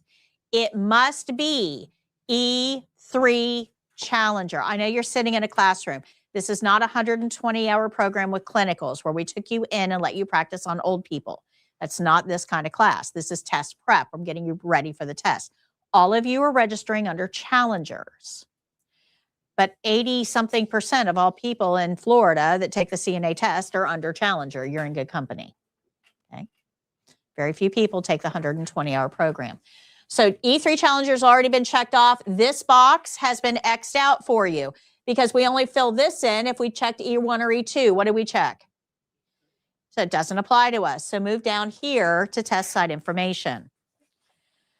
You are all testing at a regional test site. Regional means it's a place that tests 7 days a week. It's not us. We don't test 7 days a week. We don't test here at all. Our closest testing center, in fact, is down in Tampa. All of you have this page. This page. These are all the testing centers in Florida. You can find this page, you can find this page on Prometric's website. They have test center list under application and other forms, test center list. It'll bring up this. I just condensed it to make it a little bit easier. I sectioned it out into geographic areas. So for us, we're in Central Florida. All the ones that are highlighted here, and there's one on the back, these are our closest testing centers. So if you're in Citrus County, Ocala might work better for you. If you're here or in Pasco County, there's 3 in Tampa that you can choose from. Good? Okay, so there is one difference, or there's a couple actually, but this is one of the differences between the paper application and the online application. So the paper application is asking for a test site code, which I gave you here, right? These are the test site codes. So let's say that you want to test at a Gillis. You're going to put TAMAIR here if you're going to send in your paper application. If you're doing this online, it's a drop-down menu, and you're just going to choose the testing center you want to go to. Okay, so there's a little bit of a difference between paper and online in this manner. Below that, it's going to ask you which exam do you want. And for most of us, we want the first one, plain Jane, regular test. But there are a few options when it comes to the written test. The written test, you can get audio, earphones. If English is not your first language, if you have a language deficit, the earphones might help you. The audio might help you because sometimes we can hear something different than what we're reading. Make sense?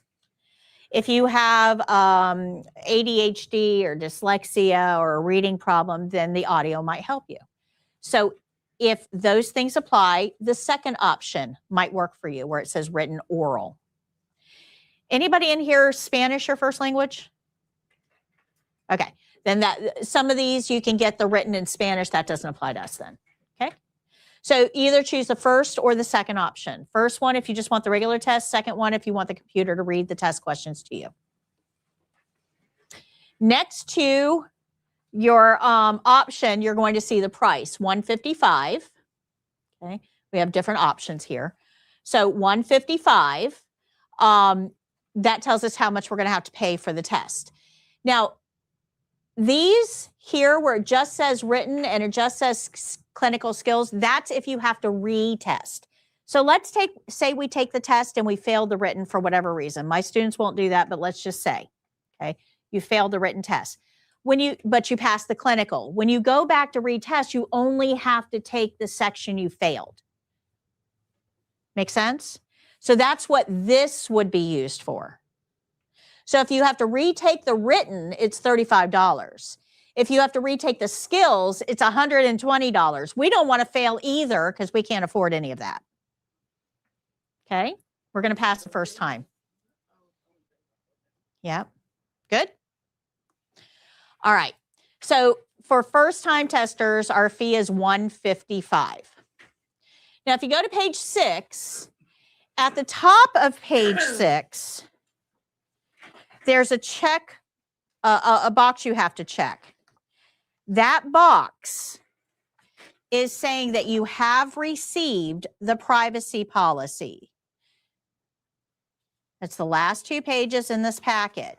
So you can check that yes box because you have received the privacy policy. Then there's an affidavit you're going to read, sign, and date.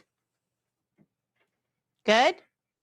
Okay, there's one more difference between the written application, the paper application, and the online application that's going to come right after this that I'm going to talk to you about in just a minute.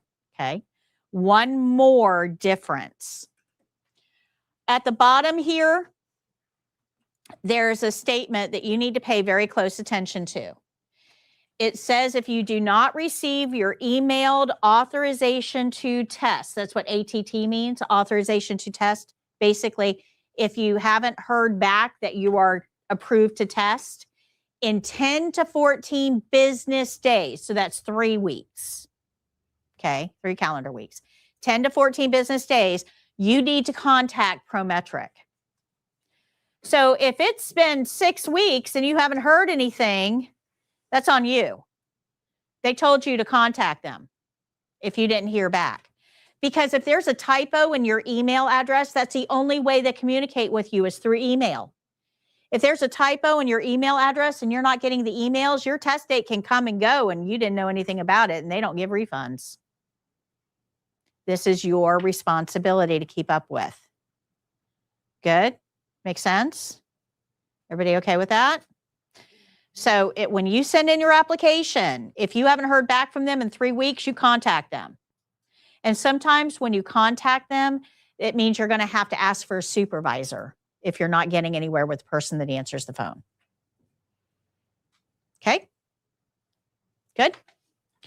All right, this is where you're going to find at the top of their website, this is where you're going to find their contact information, their phone number, their email, and it tells you if it's been more than 5 business days since you submitted an application and you haven't received a confirmation. Okay, it's different from an authorization to test. So remember I told you that when you submit your application, you're going to hear from them a couple of different times, right? One of them says that we got your application and it's complete. That's the one they're talking about. You should get that within 5 days.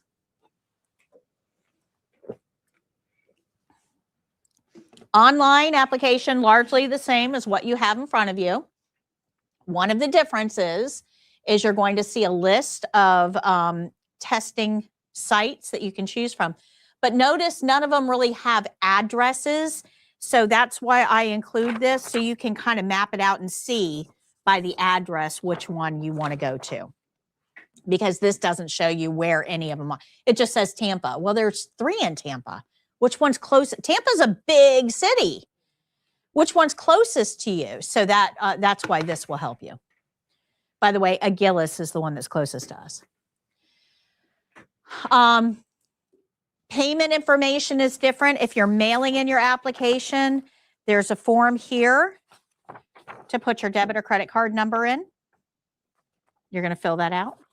Online, there's a like a payment portal here for you to fill out. Now, very important. Very, very important. At the bottom, you fill all this out, right? Your card number, your name, all of that.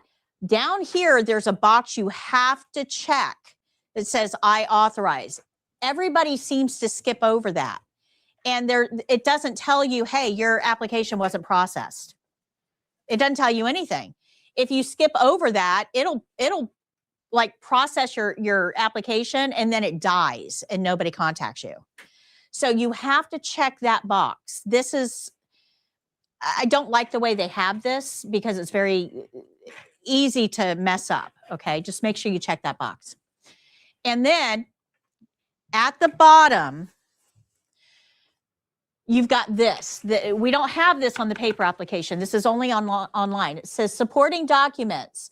Supporting documents sent by mail and supporting documents sent by fax. It doesn't tell you what supporting documents are, who has to put them in, when they're going to be required. It doesn't give you, it just says this. This is all you see. And a lot of people try to skip this. Your application won't go through if you don't check one of those boxes. What this is if you have a question or if they have a question, let's say you have a criminal history and they want some more information, they're going to contact you and say, hey, send us your court records or send us this or send us that. They want to know how you're planning on sending it. Just check a box. I don't care which box. Just check a box. Okay. Good. And then down here is the most common error when we put our applications in. Most of us want to hit save, right? You fill all this out, you hit save. It will save everything except your payment information. So if you put your credit card number in, you get all the way to the bottom and you hit save and then you hit submit, it submits without your credit card information. So if you save, you need to go back up, fill out the credit card information, check the I authorize box again, and then submit. Okay. Good. Good. I know it's a little complex. All right. So we've now completed our test registration. The third step is to get approved. This is where your whole application, right, is going to go to the Board of Nursing. The Board of Nursing is going to approve you, send that authorization to Prometric. Prometric sends you an email. Hey, you were approved. Yay. But you don't have your test date yet. Prometric then has to coordinate with your test center to get a date. They set a date and then you get another email. It says, hey, here's your test date. So you're going to be getting emails from Prometric periodically. Check your spam folders. Good. And then you'll get your test date. You should get your authorization to test or test date within 7 to 10 business days. It's usually about how long it takes. So if you get your background check done tomorrow, you fill out the application on Friday, you should be testing a week after graduation. That's why we do it this point in the class. I want you to test pretty soon after graduation, but not so soon that you don't have time to practice. You need some practice time. So this timing works out perfect. Now, if you're waiting on a paycheck or you can't register right away, that's okay. But it's ideal to get this done this weekend. Okay, good. All right, homework over the weekend. Yeah, we got homework. Chapters 5 and 6. 5 is on dementia. Read that chapter. You're going to have a lot of dementia patients in your career. So it's going to be important. 6 is on skills. We're covering skills in class. Don't worry about reading the step-by-steps. We're going to cover that in class. Read the paragraphs in between. Okay? Wrap-up email will come to your emails. Everybody getting the wrap-up emails? Everybody getting? Okay. All right. And Jake's going to pass out your review sheets for today. Those of you who joined us online, thank you so much for joining us. We truly appreciate it. We will see you on Monday for class 5.